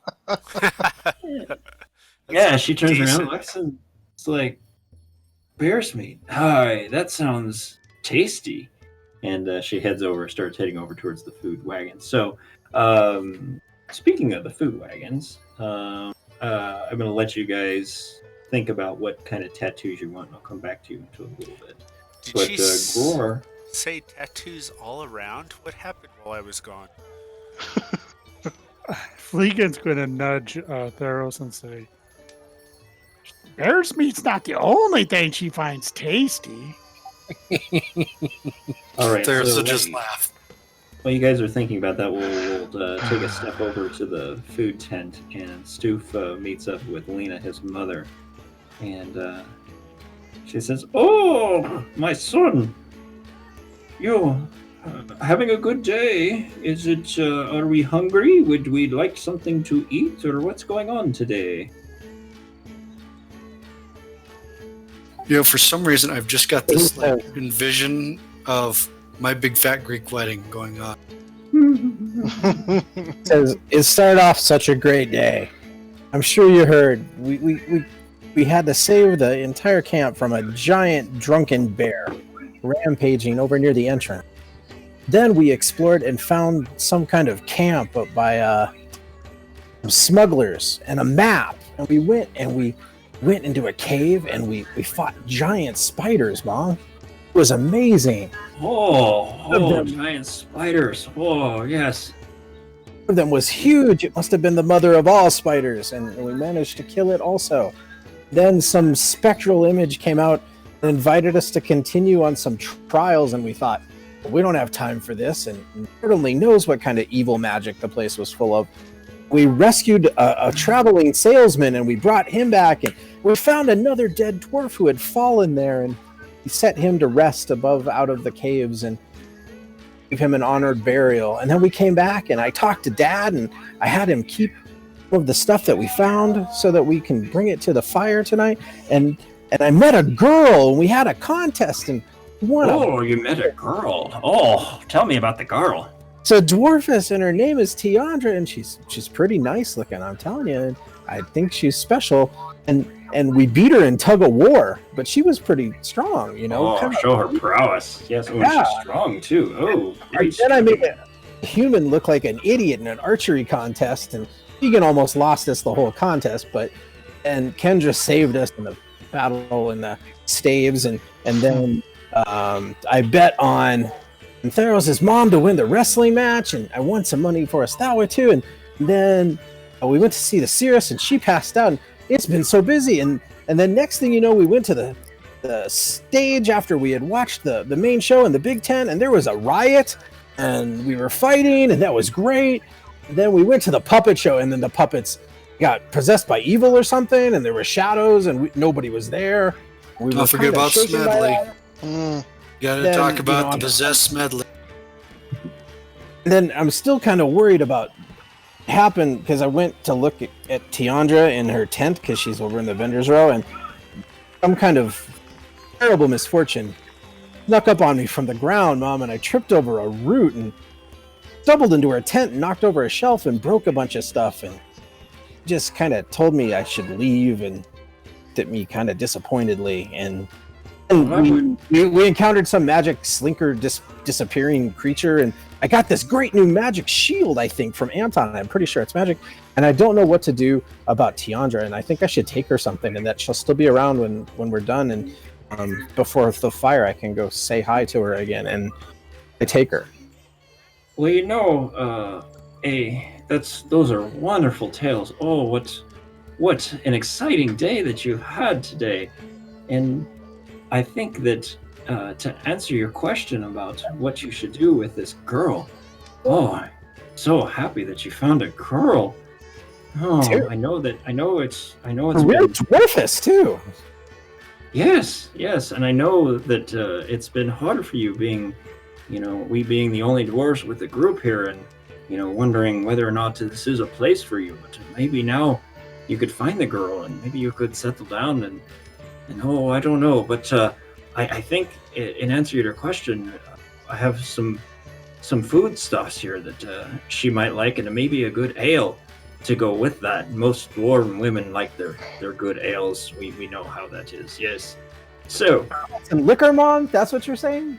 Well, not the liquor, but maybe a good ale. A good ale and a good sandwich. Ale, no looking of her. I'll make you a sandwich and a good ale to go with that sandwich. How does that sound? You probably like sweets, though. Have some of those. Sweets?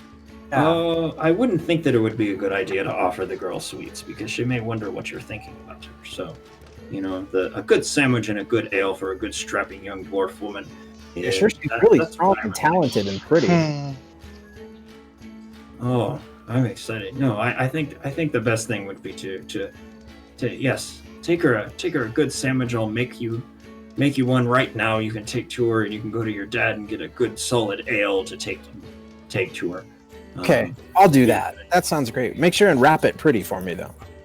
Hi, I can do that. Yes, and we'll put a little note on it with I don't know, some drawing that what would she like?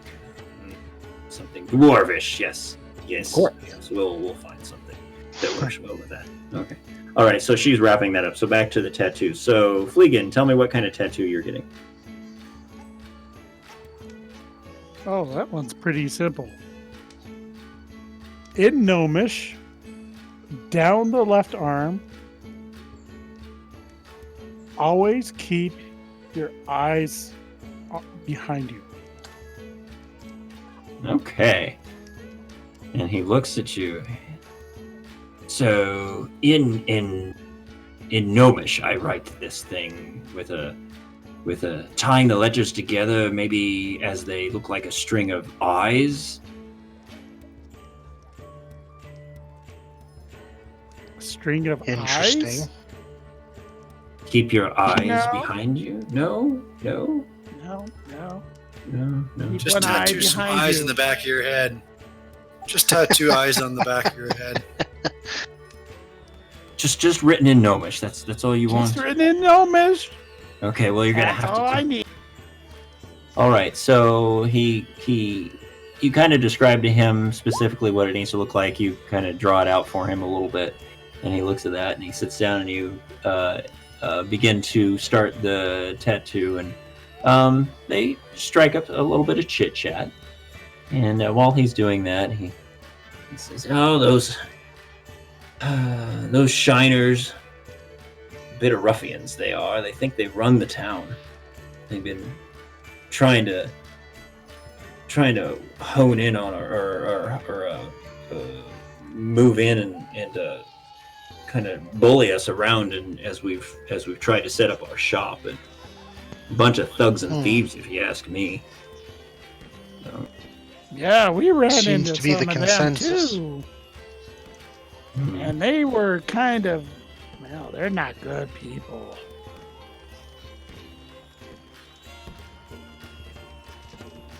We found Yeah. a bunch of their illegal liqueurs out in the woods, and it wasn't that good stuff. You shouldn't drink that. That's bad. Bad, very bad.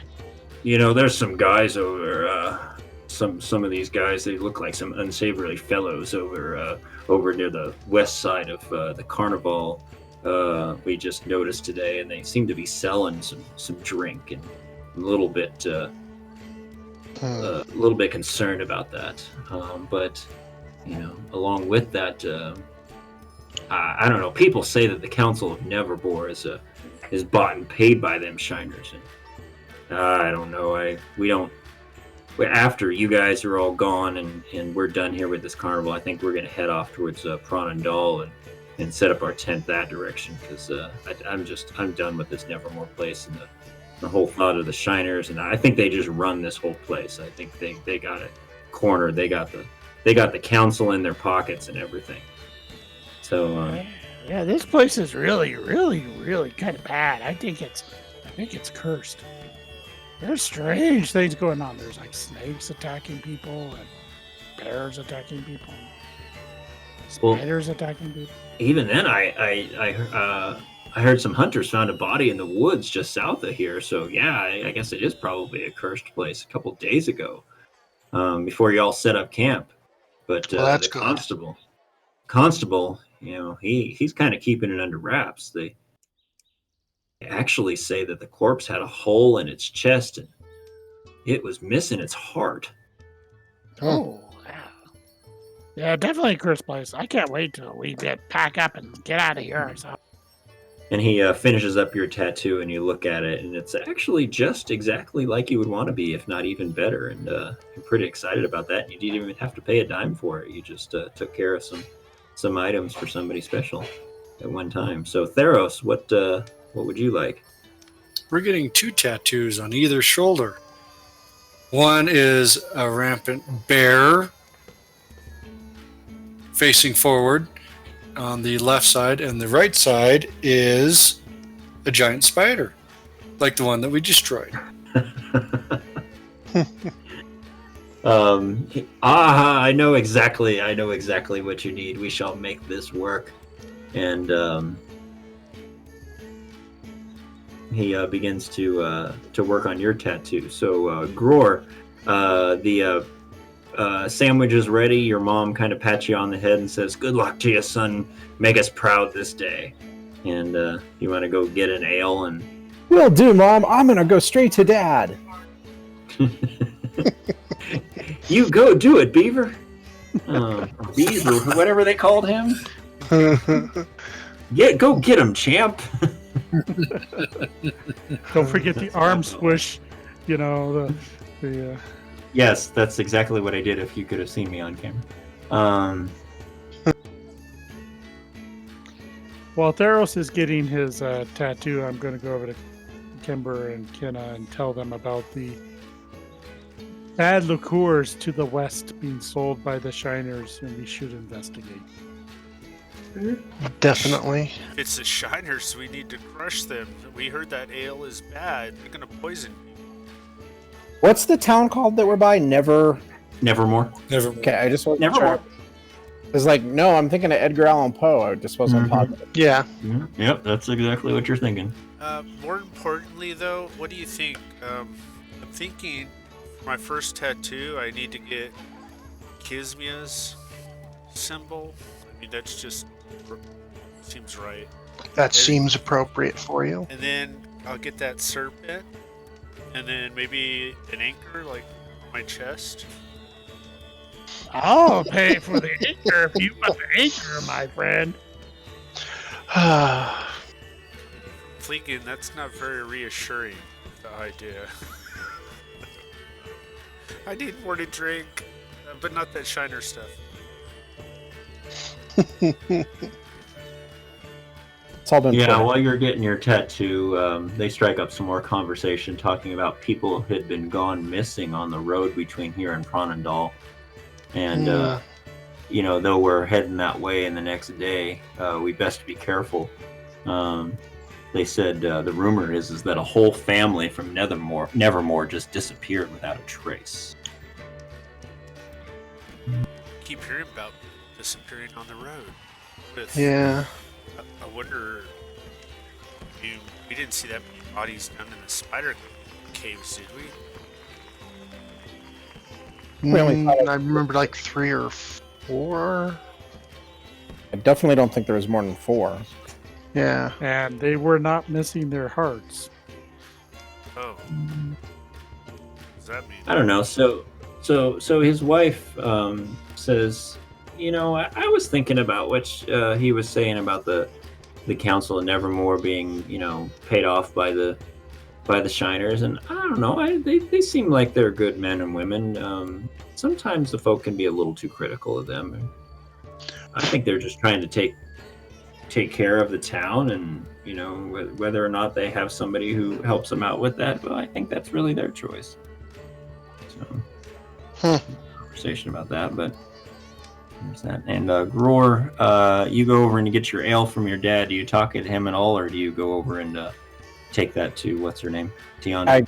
I tell him about what else has happened since then, since we left him, and Iris, the tent, the stage, the slinker, the puppet show, and about talking to Mom and that she made me the sandwich and wrote this cute little note. And I show him the note just in case he tells me that the note's like, not appropriate, like maybe Mom's got bad humor or something.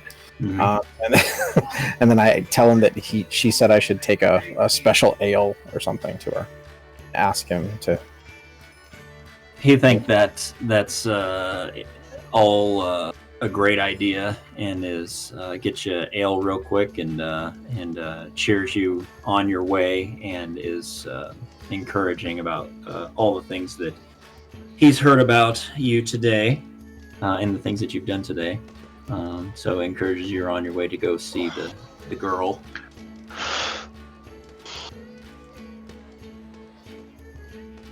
You guys go ahead and talk amongst yourselves about tattoos and rumors and thoughts and ideas and stuff like that for a moment.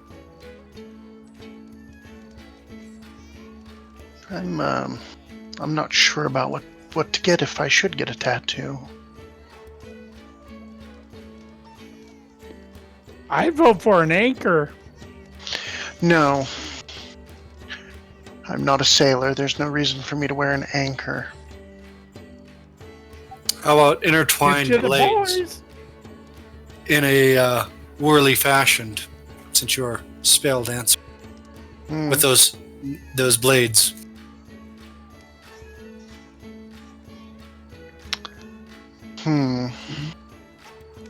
better stop Alright. those shiners if they're actually selling drinks to people who are dumb enough to So- buy them.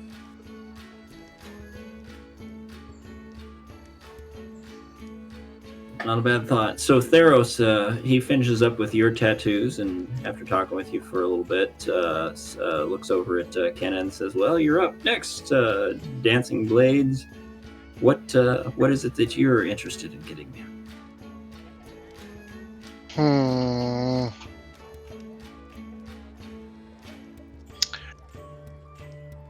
I'm gonna get the symbol of Jinx with a pair of crossed swords behind it.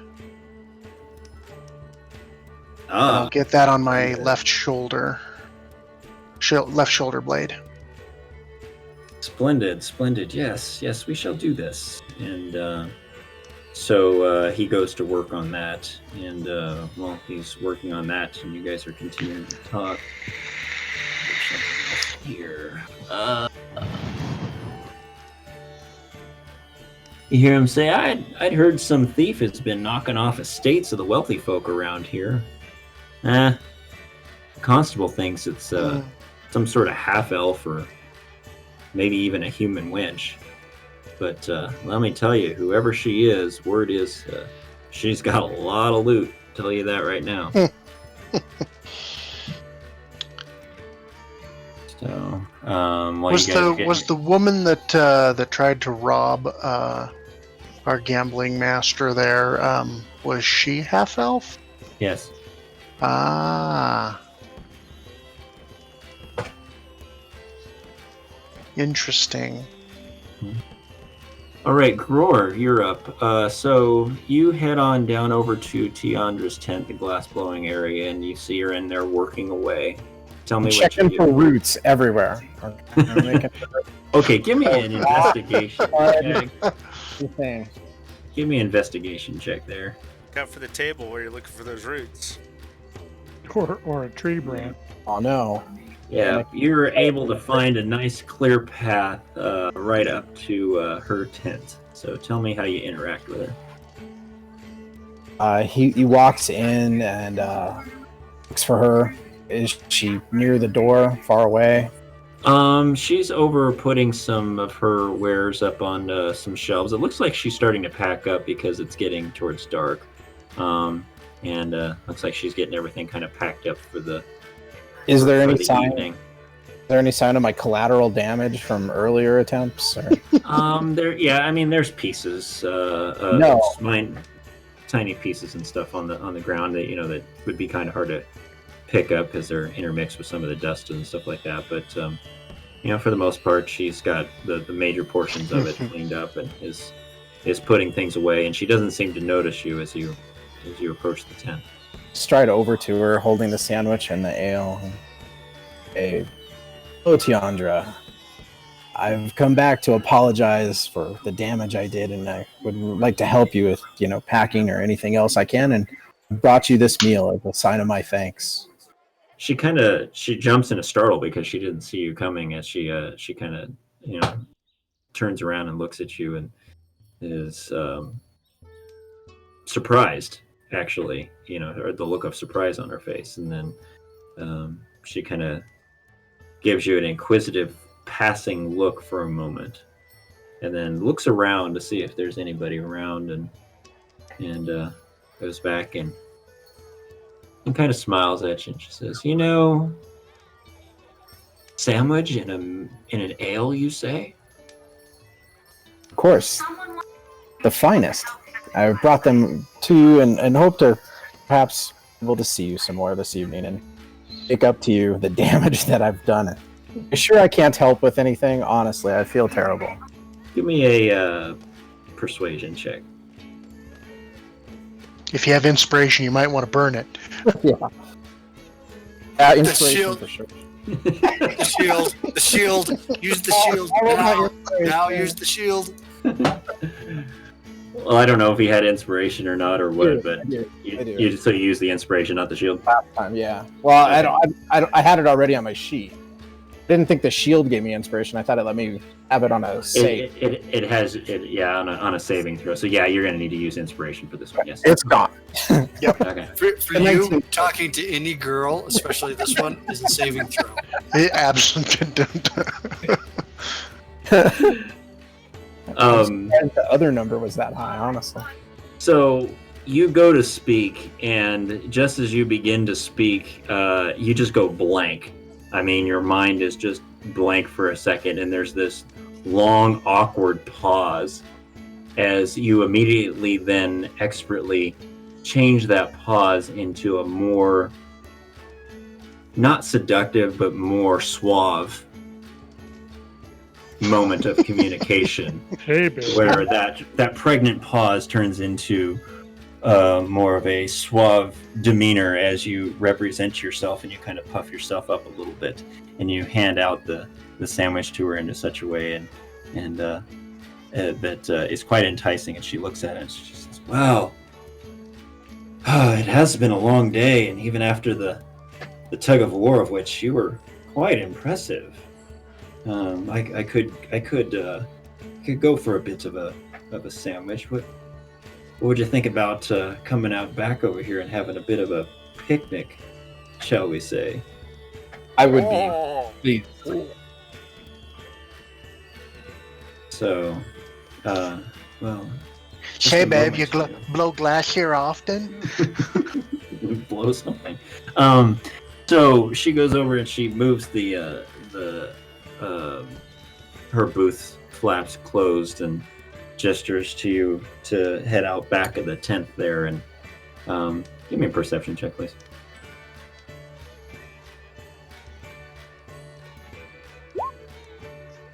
Watch Grower get kidnapped.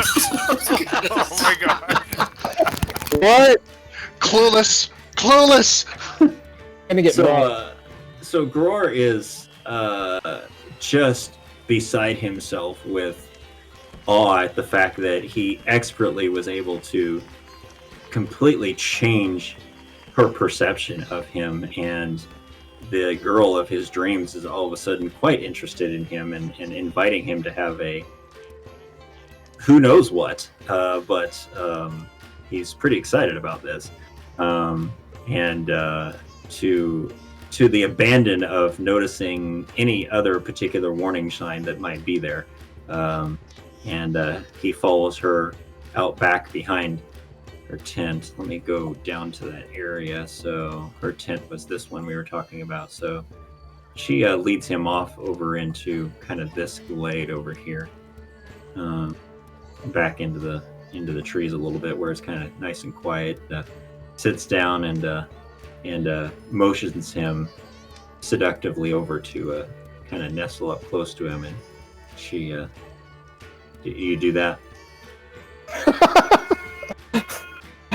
Yeah. I think pretty sure you would. So yes. I mean, you got a roll, so I'm not thinking there's anything other than good tidings. So yep. So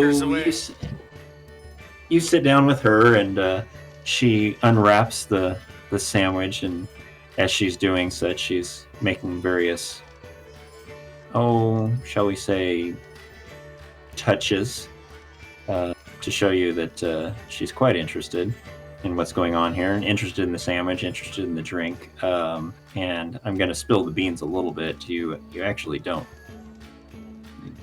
notice her kind of looking off into the distance every so often and making nudging motions with her head. So we'll leave that for a moment as we jump back to Kenna finishing with her tattoos there. Mm-hmm. And, At least you didn't have any broken glass this time. That's so far. I don't see how this goes. Kenna, your tattoo, it's the symbol of Jinx, but the crossed swords that you were talking about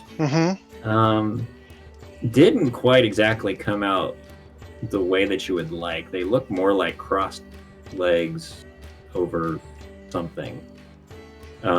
So he kind of smiles at you and says,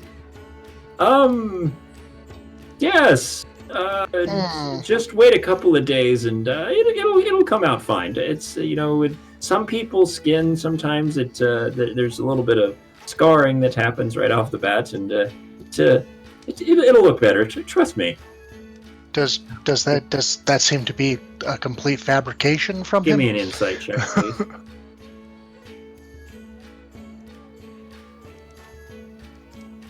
Wow. Yeah, you're not convinced whatsoever that this is going to work out, but it was a free tattoo, so not sure you can over that one. At least touch it up so that it looks a little bit better. Okay. All right. So he kind of looks at it, looks over at his wife, and says, "Let me think on that a little bit. Let me take care of your friend, see if I have some inspiration, and okay. we can kind of let it settle a little bit, and see if the scarring diminishes while we're taking care of that. So Kimber, what are you gonna get?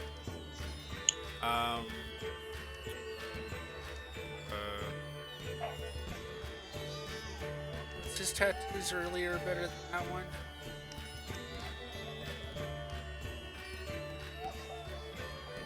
Did he do better work earlier? Yes. Fleegan's was great. Yeah. Fleegan's was great. Exactly what he wanted, even better than what he thought. Theros was just fine. Was what he was looking for. Didn't knock his socks off or anything, but it wasn't bad. Kenna's was probably not going to come out the way that she wanted, and it needs a little bit of touch up. I'll show him my shield and let him know, and I'll do it on the opposite shoulder of what the serpent's going to be on, and do Kismia's symbol. Actually, I think Kismia should be on the chest. I'll do it on my shoulder. Okay. You can tell Quimber's not completely confident of getting a tattoo, but he's doing it anyways. Okay. All right. Well, Kimber's starting to get the tattoo there, and while he's doing that, they're talking a little bit more, and he says, "Yeah, nigh on about 10 years ago, I've heard that evil necromancer had a tower around these parts." You don't say. Bastard raised a bunch of dead, and then they actually attacked the town, but eventually a group of adventurers killed him, and they were called the Blades of Blown. Interesting story it was. And after they killed him, the townsfolk came out to his tower and they burnt it down. And nobody goes around there now. They say it's haunted. He didn't have a thing for stealing hearts, did he? I'd not heard of any of that within the rumor, but wouldn't be surprised being a necromancer, but that was at least a decade ago. That was quite some time ago.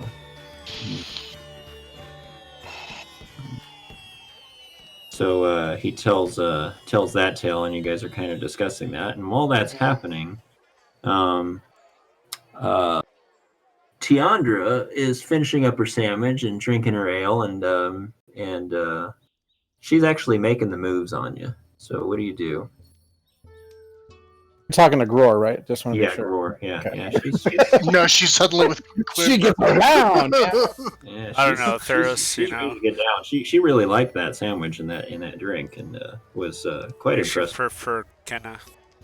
Gror should, with any amount of quorum or subtlety, take a look around before he makes a move, that he's not, being watched or making sure Smedley's not watching him. But he's obviously going to close his eyes, and make the move.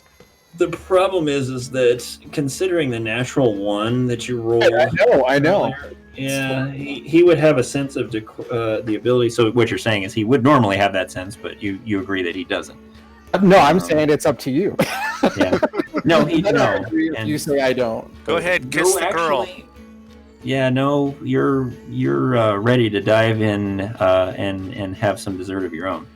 It can be that really long lasting of a one. I can understand. So yeah, He accepts these advances and pulls her close and kisses her. Okay, all right. You And guys rich and share- ale and beard and all. Yes, well, it the scent of the ale and her enticing demeanor is quite special to you, and you are enthralled by her and who she is, and in the moment of what's going on. What's that? And the sandwich looks delicious too. I want some of that too, right? Well, she ate the sandwich, but pretty This good. was like 9.5 weeks. I didn't know. Well, so you're all you start in on a romantic embrace and some kissing, and the kissing kind of leads to some light petting, and she is giving some moans and some other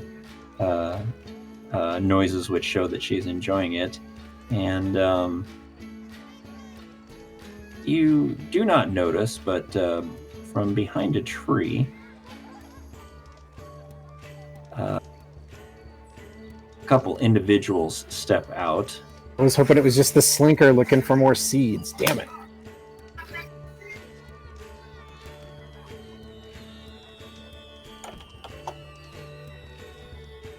Is this the kissing police? I'm not sure. Nice. I'm just managing a couple of windows here. Hang on a second. I have to So, call on Sebastian to sing the song for you. So you don't see them because you're enjoying the pleasure of the moment, and one of them pulls out a club and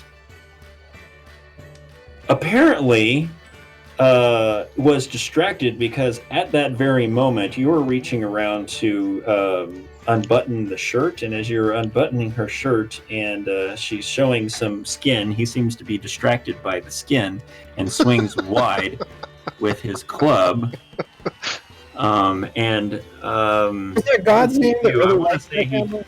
He knocks his friend in the head with his club. Yes! Excellent. Crit fail.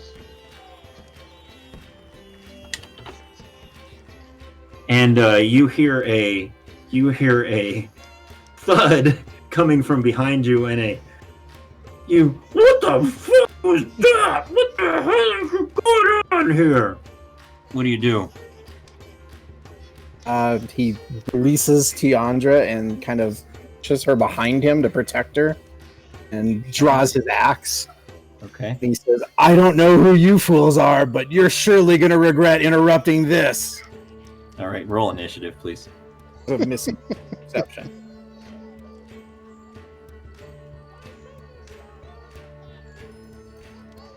Go ahead and roll initiative there.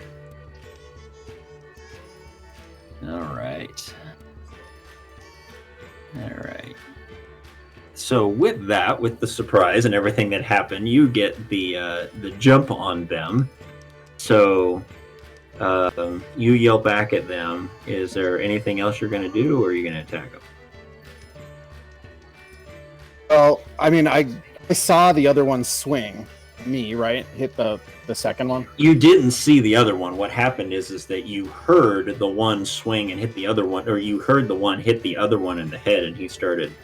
All you heard was this sickly thud, and the other one start cussing him out. And the one who swung the club is standing there looking at his companion, somewhat dumbfounded about the fact that he hit his friend, and but is still trying to reconcile the image of seeing the girl's boob.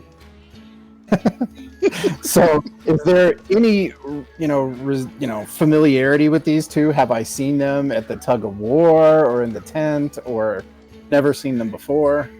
Oh, give me a history check.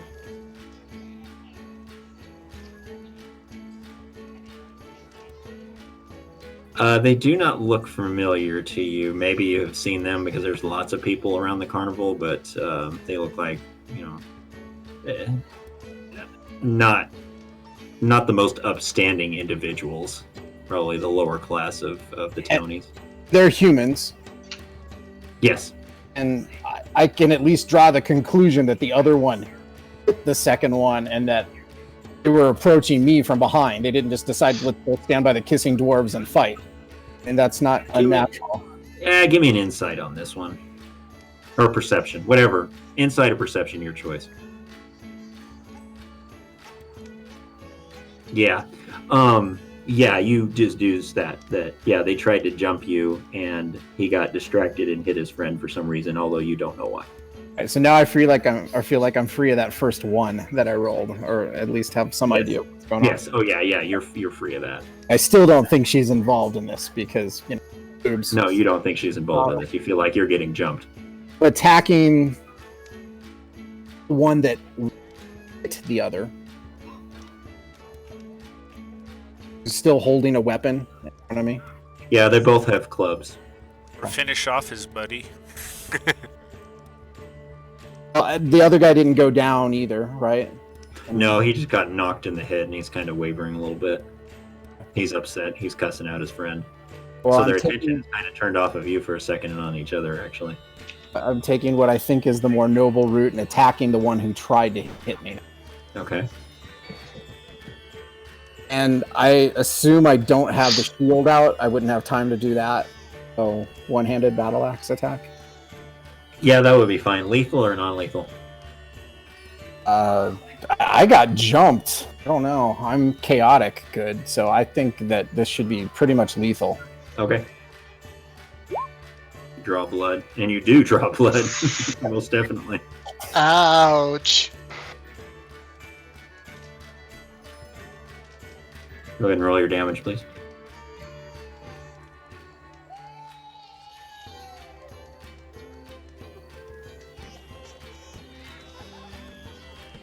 Is that right? How is that? Oh, because of the... Oh, that was from the crit. Okay, no, so 7. Okay, so 7 slashing damage. Not 15? No, not 15. Because you automatically rolled... and you got a crit with that second roll. It's just showing that if you had gotten that crit, that it would roll. That's what the crit damage would be. Makes sense. So, all right. So you quickly flip around with your axe and take a big old chunk right out of his leg, and he's bleeding pretty good. He's like, "Ah, you bastard! You're gonna pay for that! Get him!" And all right, he turns around on you, and he actually pulls a dagger instead of his club, and goes to stab you with his dagger, and misses. And then his friend, who's kind of realizing what's going on, takes his club and takes a swing at you with his club, and also misses. Took one too many slugs in the head. Tiandra is quickly trying to button her shirt back up and kind of stammering around, and she looks nervous. She looks nervous. So it's your turn. What do you want to do? I'm gonna say you have one chance to leave right now. Otherwise, I will not give you mercy. Okay, give me a intimidate. Are you going to try and intimidate them, or are you going to just talk at them? I'm just talking at them because I'm not giving up the action. Okay, so you're not actually intimidating them; you're just talking at them. Yeah. Okay. They kind of look at each other. Go ahead and take what your action is. If I can hold them moving and go first because of winning the initiative, I would do that, but I don't know if we do that in this system. So if You not, you can hold what you can do is you can hold an action based on a trigger. So you can say, I want to do X when Y happens. okay. So I will hold my action and attack if they move towards me or Tiandra at this point. Okay.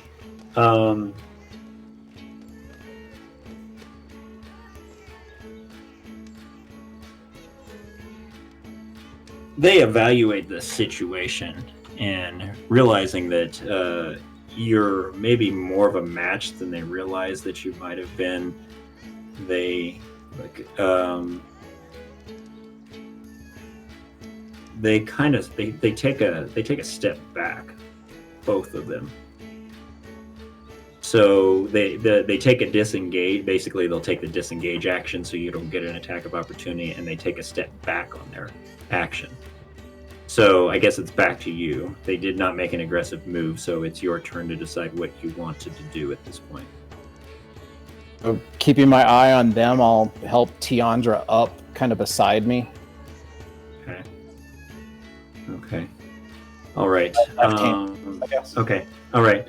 So you help her up beside you, and you're just kind of keeping your arm around her or something like that? Yeah. Okay. All right. She goes, oh, wow. Oh, that was...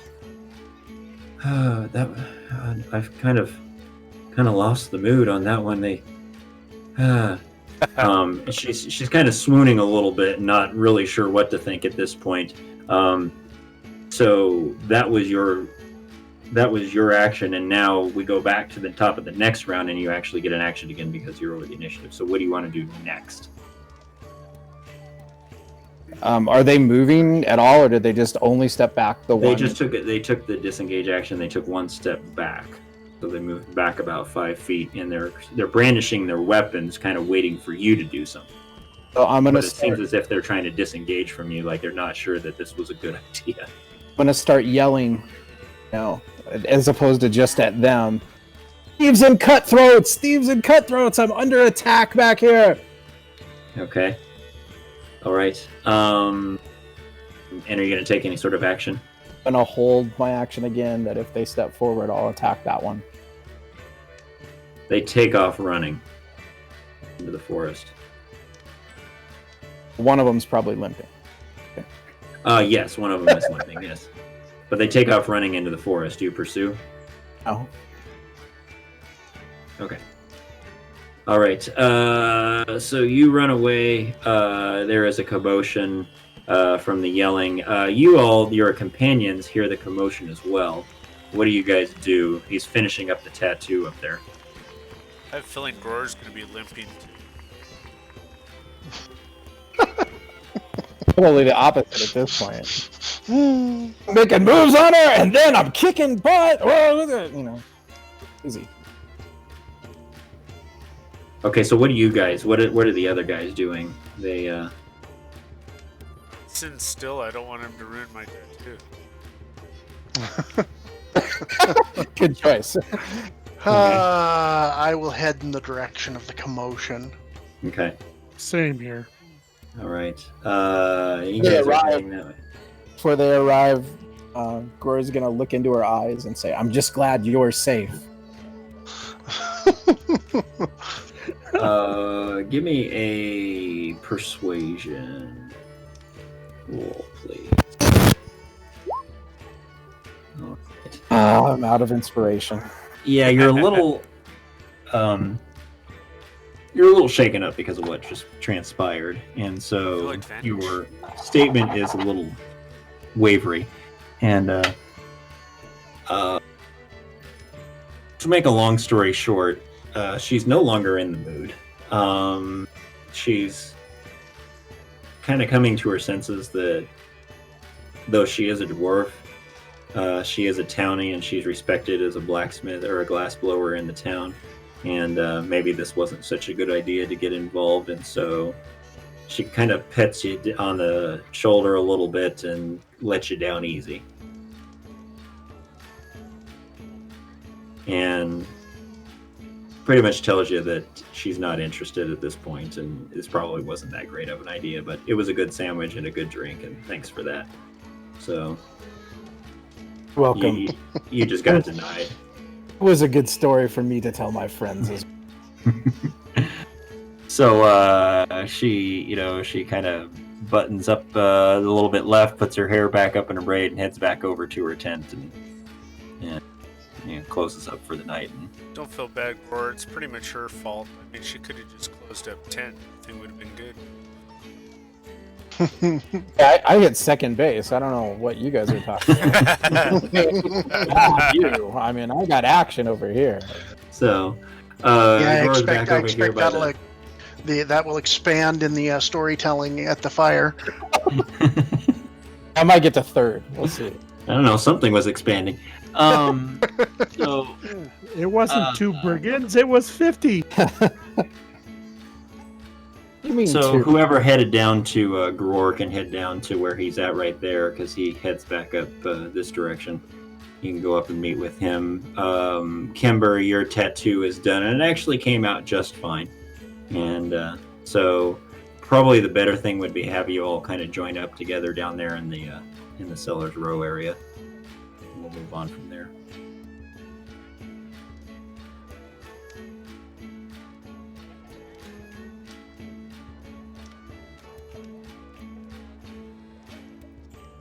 Sorry, having issues, but I got it. That's fine. I'm just reading something here. Hang on just a second. So did you get a tattoo of an anchor? It's interrupted, so it looks like both Gror and I aren't doing so well in this category. Aw. Well, I mean, you can go back and get your tattoo still, though.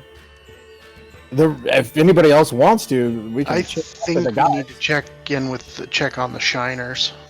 Yeah, and as you guys are kind of discussing that, a few of the townies overhear what you're saying, and they say, funny you should mention that. Don't just let anyone set up their shop over here. Those butchers, they're here with their swill, and they don't belong at any gathering of any civilized folk. They'll cause this shindig of yours real trouble before long, mark my words. Well, the shindig's almost over for the day, so we'll go take care of it. The half-dozen varlets that attacked Gror, did they have any kind of shiner emblems or Give me a perception check. attire? But even noticed I said there was a half-dozen of them. Give me a perception check on that one. You didn't. As far as if they all look alike, I mean, you wouldn't know, and I wouldn't say that you would have seen anything that would have tipped whether or not they were part of the shine. Nothing that stood out as matching the big guy with the meat or the person we saw, killed with the beer. Nothing that you noticed. No. This is pretty important. Should we get Borog?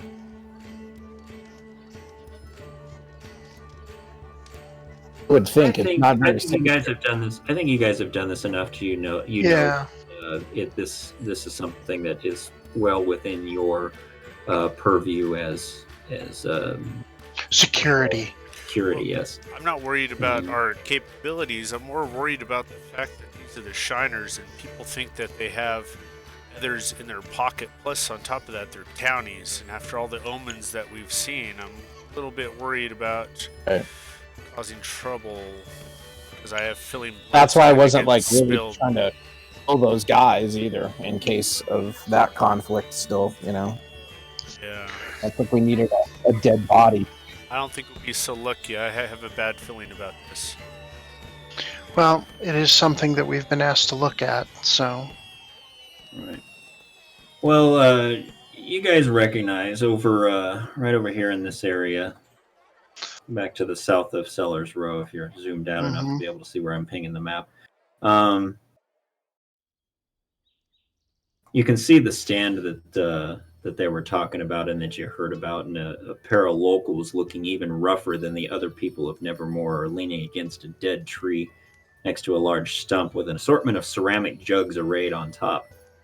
As you watch the two, you see them give leering stares and make rude gestures to passing women, and then a couple of the less than savory characters come up to patronize their makeshift stand. So they're over there, catcalling and saying, "Oi, you over there! Why don't you come over here and take a drink of my mead?" And along the way, could I have picked up some crap or something off the ground? Sure. Really? Steady. Maybe there's some left on Fleegan's boot. Just roll real low, and you'll get some magically. Well, it's probably late enough at night. We can play this. We can play this as it would be as if you were talking to a couple of unsavory individuals. What do you guys do? I have something for your drink here, and need I'll the throw marble? some shit on the ground and say this is what it's worth to me. They look at you and they're like, "Ah, you Shazat! You think? Why don't you get down and eat it like you normally would, you little bastards?" You are not welcome here. You need to leave. Who says this is your place? You're the ones who are set up by the good graces of the town. We can set up where we want to. We live here. You make us leave. And the couple individuals that came over to grab some of their stuff take a drink out of their thing and kind of smile and laugh a little bit.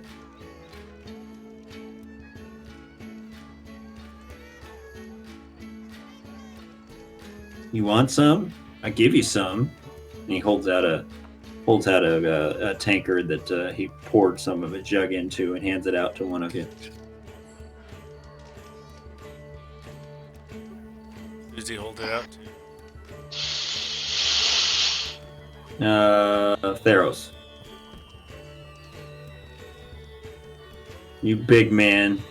Let's see how you can hold your drink.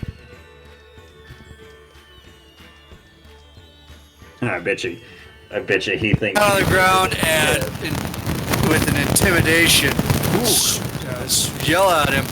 This is the most disgusting swill I have ever tasted. Okay, there's something wrong with your microphone. Yeah, Zane. that went super heavy static. I think Theros like caught on fire. Sound like wind. Yeah. A roaring fire. It's like, uh-oh. Try keying your mic again there, Theros, and see if if it fixed it. Helps with intimidation, though. That works. I got afraid. I thought it was I don't know. Were we worried about him being possessed? I don't know. Other that he's on our side. Can he hear us still? I don't know. Can you hear us, Theros? You didn't drink it, did you? I see your mic trying to key, but we're not hearing anything, so I think something might have gone out with your microphone. So I did kind of hear the gist of what you were trying to say. So they take that as an insult, but they kind of laugh it off, and they're like, if you think that we're gonna leave just because Big Man here thinks that this is a bunch of swill, then you tell us where you think we should go. I'm kicking over their table. Okay. Give me a athletics check on that one. I thought Gror was going to be the one to make this wrong. Yes, A good roll. Alright. It's all So- about the kicking with you, isn't it? it Yeah. is. Can I- Apparently. When I- Actually, When I see Kenna going to kick over the table, can I do an action also? sure. I want to hit the table or wherever the alcohol is located with fairy fire to make it look like it bursts into flames.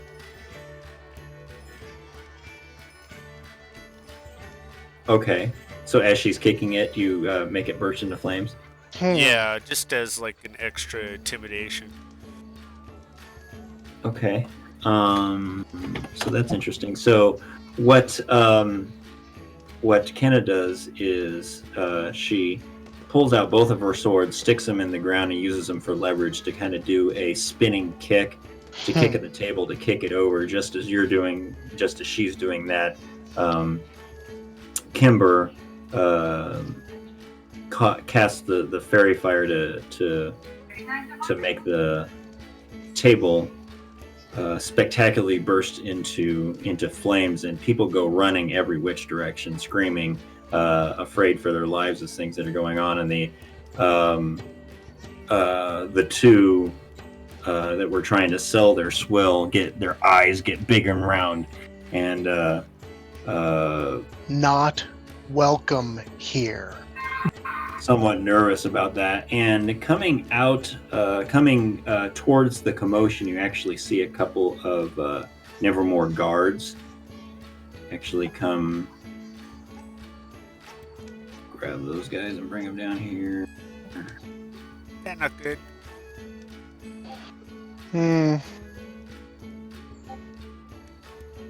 So they come and they say, "What be going on over here? What's going on? You guys causing trouble?" Yes, look they at you are, and they look at sir. them. What are they doing? It seems as if you guys are the ones who are causing the mayhem over here by the smashing of the tables and causing things to burst to flame, and they kind of recognize the fact that it's not really real at this point as it kind of sputters and glows, and We they found kinda that sneer at that a little bit. these people are selling poison drink to everyone, making a profit off a swill. And they're Yeah, make harassing it go to death, blind. being profane. They were asked to leave. Now they're being convinced. And they look over at him and they say,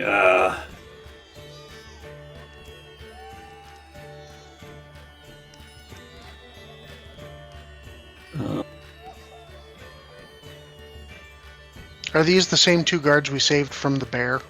no, these are different ones. Okay, just It's like you're checking. off duty. Only we work all day. We're not against people coming and selling here, but we are against them poisoning our customers. There they are. And Okay. harassing them. Yeah, it makes you go blind, see giant squirrels, and, make giant bears attack people. It's bad stuff. So Gambin and Slim, I move her to a are flea their and cover names? his mouth. and they tell him, shut up, you're not helping, shut up. Yeah, Flea can be quiet. So the guard looks over and he goes, Slim, we've talked about this before. And Slim kind of looks at him and you see him roll his eyes a little bit and he goes, yeah, we have talked about this before. These Shazat think that they can run the place just because you give them freedom to roam over here. But, it is what it is. And he says, hey, Gambin, why don't we just let bygones be bygones and say, yeah, maybe we did let things get a little out of hand, considering the authorities over here think that they want to side with these little nasties. And they start to kind of grab what's left of the jugs that they have available to them and start throwing them in a not throwing them, but placing them in their chest and start packing up a little bit, wholly surprisingly kind of ignoring you guys. And the guards are just kind of standing over, looking at them, looking at you, just kind of waiting for what's going to happen next. So what do you guys do? If you want to know what it's supposed to taste like, I can go get you a couple mugs. Check. Yes. Who did you say that to? Yeah, we can hear you now. Thank. Got it. Who were you saying that to, Theros? Just checking out The the China. Yeah, we hear you. Cool. I was telling the shiners that were cleaning up their stuff. If they can find out what it really tastes like, I'll go grab them a couple mugs if they want. So you're saying what they could really their stuff taste like, or No, I was offering them actual Good, drinks. good taste like. real drink? Okay, I understand now. I'll go Yeah, not get it. poison I'll crap. actually go get it for them if they take me up on it. Probably spike it with poison or something, knowing the way that you bastards work. No thanks. You just go about your business. We'll get out of here. Sicking the guards on us, calling mom and daddy, thinking that they can take care of it. And they're just mumbling under their breaths, just kind of throwing out insults and slurs. I'm just going to stay right there until they're gone. What time of day is it? The sun is going down. It is dusk. I'll throw in my little acorn that's still lit up and say, "Here, this is so you find your way home." They kind of see it go over and they hit the ground, and one of them kicks it off into the trees as they gather their trunk, one on each side of it, and just kind of head off this direction, off towards the trail on the path through the trees. And the guards say, "Well, guess our job's done here," and they head off back to. I offer the nut that's lit up to them. I say it won't last very long, but you need this for getting home later. They actually don't even acknowledge the statement that you make. They just kind of turn their backs on you and they walk away. You get the impression that they're not really that interested in you either. They didn't really help the situation any. They kind of let the guys slide according to the way you guys felt about it. Yeah. Well, Are there any customers back here still? At least supported us. That's not. No, everybody kind of went running after you kicked the table over and set it afire. And the guards came because of that, so everybody's gone. But actually, while this is dissipating, everything's happening. Jen, Theros' little brother, comes over and he's like, hey, something's going on over at the livestock pens. I don't know what it is, but you guys need to get over there now. We're getting our jogging in right. today. Wow. Yep. Not paid enough for Plenty this. of exercise. And some of us get twice as amount of work because we have shorter legs.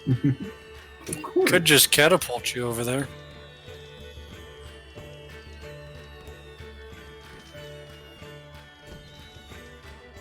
Yeah, and they're running over there, and as he's running over there with you guys, he's telling you that something came out of the ground of the pens. Again? The Yeah. cow kill him? Say that again. The murderous super cows killed them? Well, something else apparently came out of the something else apparently came out of the hole. So as you arrive, we really need to leave. so I think we're at a hellmouth, maybe. So yeah, you guys get up to this point right here where I'm pinging.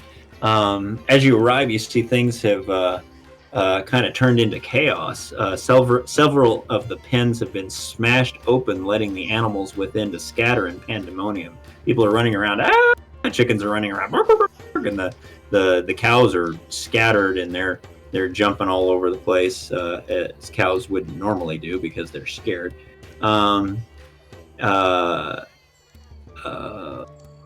Others are cowering behind the nearby wagons and stuff, and a local woman approaches you with tears streaming down her face, and through her weeping, she here, I'll show you a picture of her.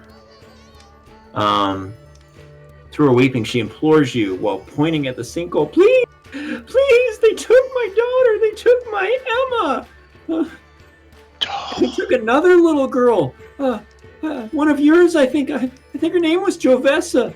Please get my daughter back before they hurt her. And she just starts sobbing and sobbing.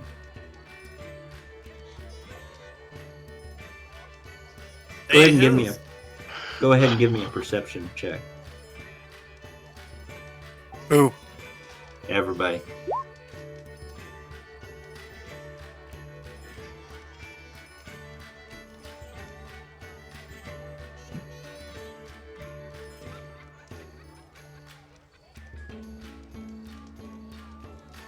Okay, you recognize her as she was the one who has the potion tent over in the Sellers Row area. This is Lena. So you guys saw her when you guys had been going through that area, and it's definitely dusk at this point, as I had mentioned earlier. So,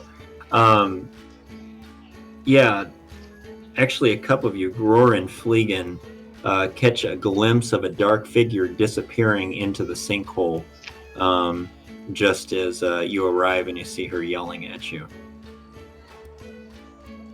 Well, we need to go after them. We can't let them take our children or any of the town folks' children either. Time to dive How in a was- sinkhole.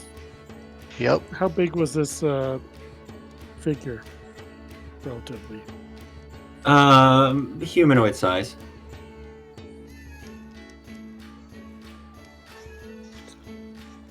Good. Most of us, except Theros, will probably be able to fit really well. Yup.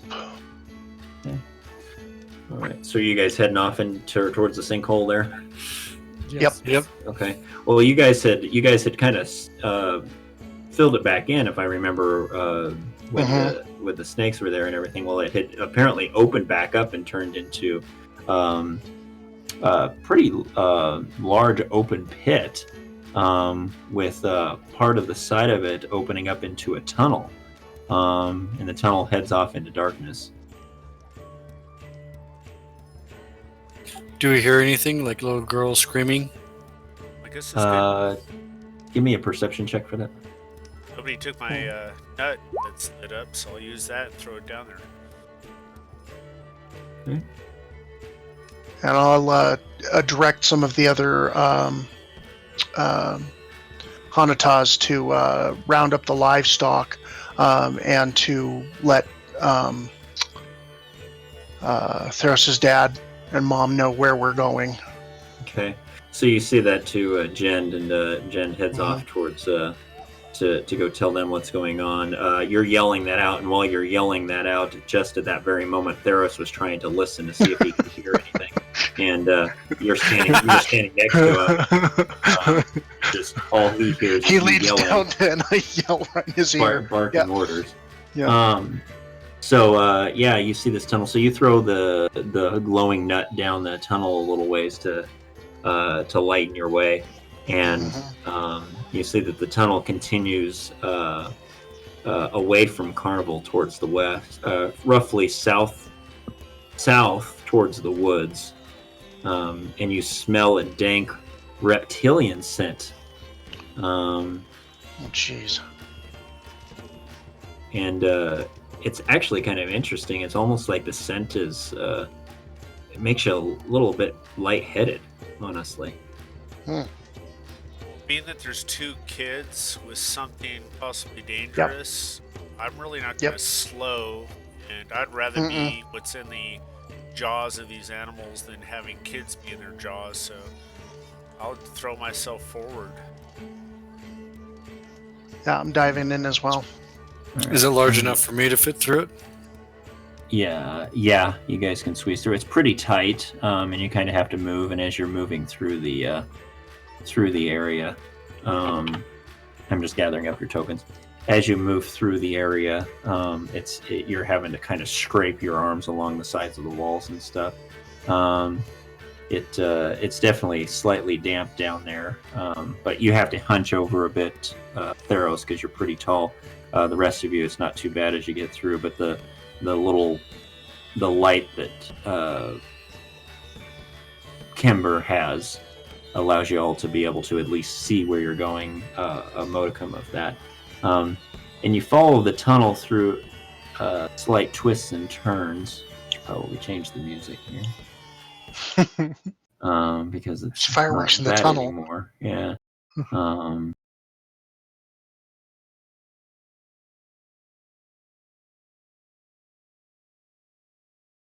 This.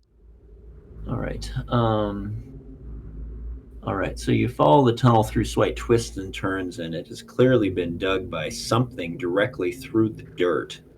Many roots and rocks from the ceiling above your heads, and the passage seems to be slowly descending as it goes further into the earth. So as you continue to travel, occasionally you come across side tunnels leading off into the darkness, though none are larger around than your forearm. So probably snake tunnels from the way that you perceive on what's going on. And you are relieved that none appear to be occupied by snakes, though. About 100 feet into the tunnel, you come upon piles of dirt and some long pieces of wood that look to have been pushed to the sides of the tunnel. It is a tight fit to get past them. What do you do? I think Fleegan and Kenna can get through and then guard long enough for everyone else to clear a slightly bigger hole. We're both the smallest. Okay. Sound like a plan, guys? And Gror might be able to fit too. Help. Yeah. How stable does dirt look, Gror? These tunnels, how stable? A roll at that to see if I should be going in or helping make it bigger, maybe. You're pretty. I won't make you roll. You're pretty confident that as deep as it is at this point, and what's going on, it should be pretty stable. Okay. I'll that to the others. We should press ahead. Keep going. We'll get through. All right. Well, you press. Not gonna get too far ahead of them. I want to make sure that nothing happens to them and nothing happens to us. Let's do this then. Let us move you. New map? New map. Yay. All right.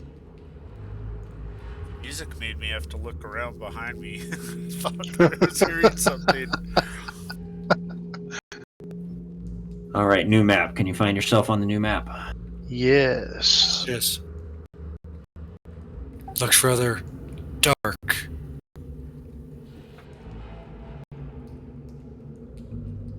Can we go two abreast, or is it single file on this? Single file on this. Okay. So go ahead and put yourself in your marching order. And while you're doing that, about 100 feet into the tunnel, you come upon piles of dirt and some long pieces of wood that look to have been pushed to the side of the tunnel, and we talked about that already. You suspect you've traveled at least another 100 feet or so when a larger tunnel opens up on your right. The passage to the left, however, has narrowed significantly, and there appears to be no option to continue in that direction. Okay. And that's right there off to the left that you see. But you see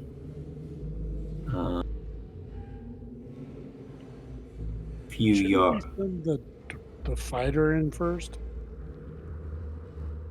Well, we could have just jumped in the hole. We didn't really hesitate. Yeah. To take Yeah. Well, the other thing is that the small people were going first.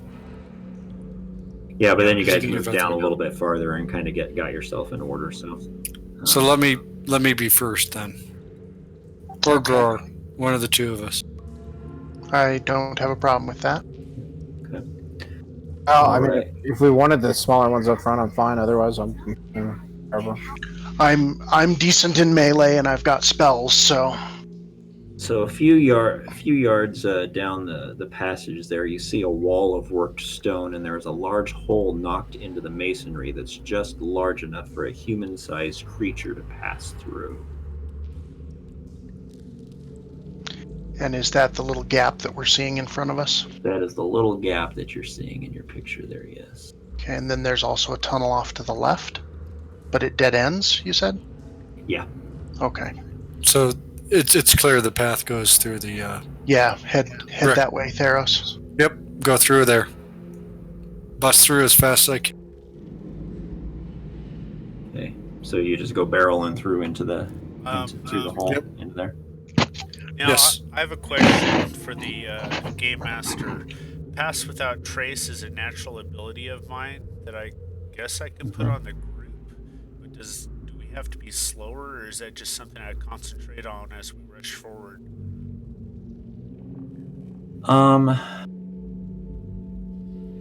think it's something that you kind of concentrate on as you rush forward, but the Theros just kind of barreled himself into that room, so whatever he did would kind of negate that. Well, At this point. I can put it out to people 30 feet from me. Mm-hmm. So, all right, well, I'll think about it for later.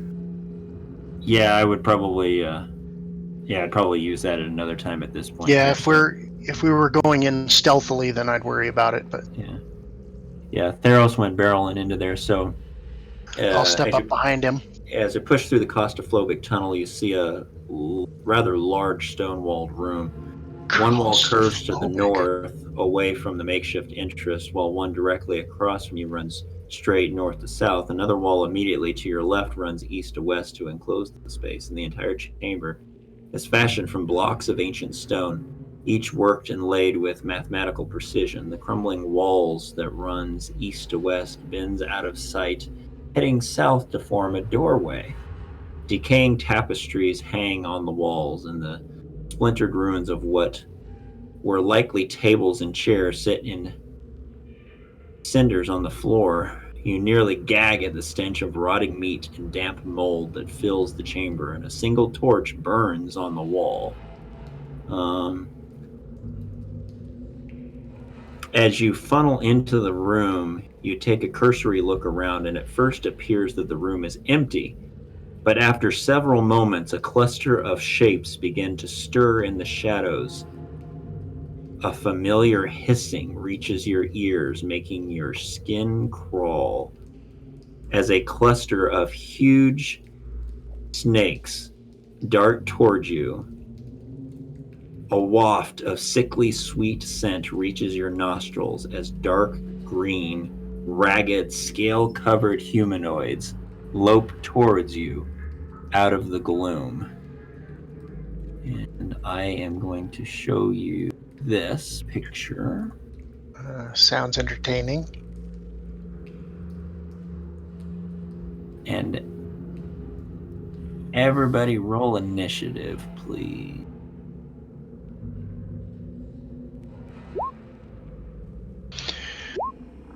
Ken is on fire!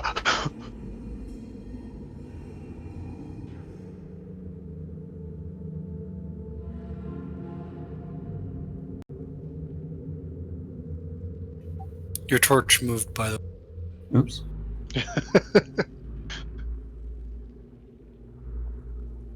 They're carrying it. Just really quickly, do we see either of the girls? No. Oh, you know what? I'm not looking for snake girls. Okay, I'm gonna have to fix this. Which we can fix that, but okay. So I think the bottom down here is those. So that. So Kimber, you were 6.2. Oh, I'm sorry. I didn't click on my token. Okay, so that goes away, that one goes away, that one goes away, that one goes away. Okay, does that look right, everyone? All right, then Looks good. take this. This is actually where I'm going to end the night. Call it for the evening, unfortunately, because I know you guys want to continue. But Yes, but it is after 11 already, so... yeah. Started late, But so this that's is okay. where we will pick up. This is where we will pick up the next time. So let's put everybody in order. So that is it for don't the see evening. mine. We have.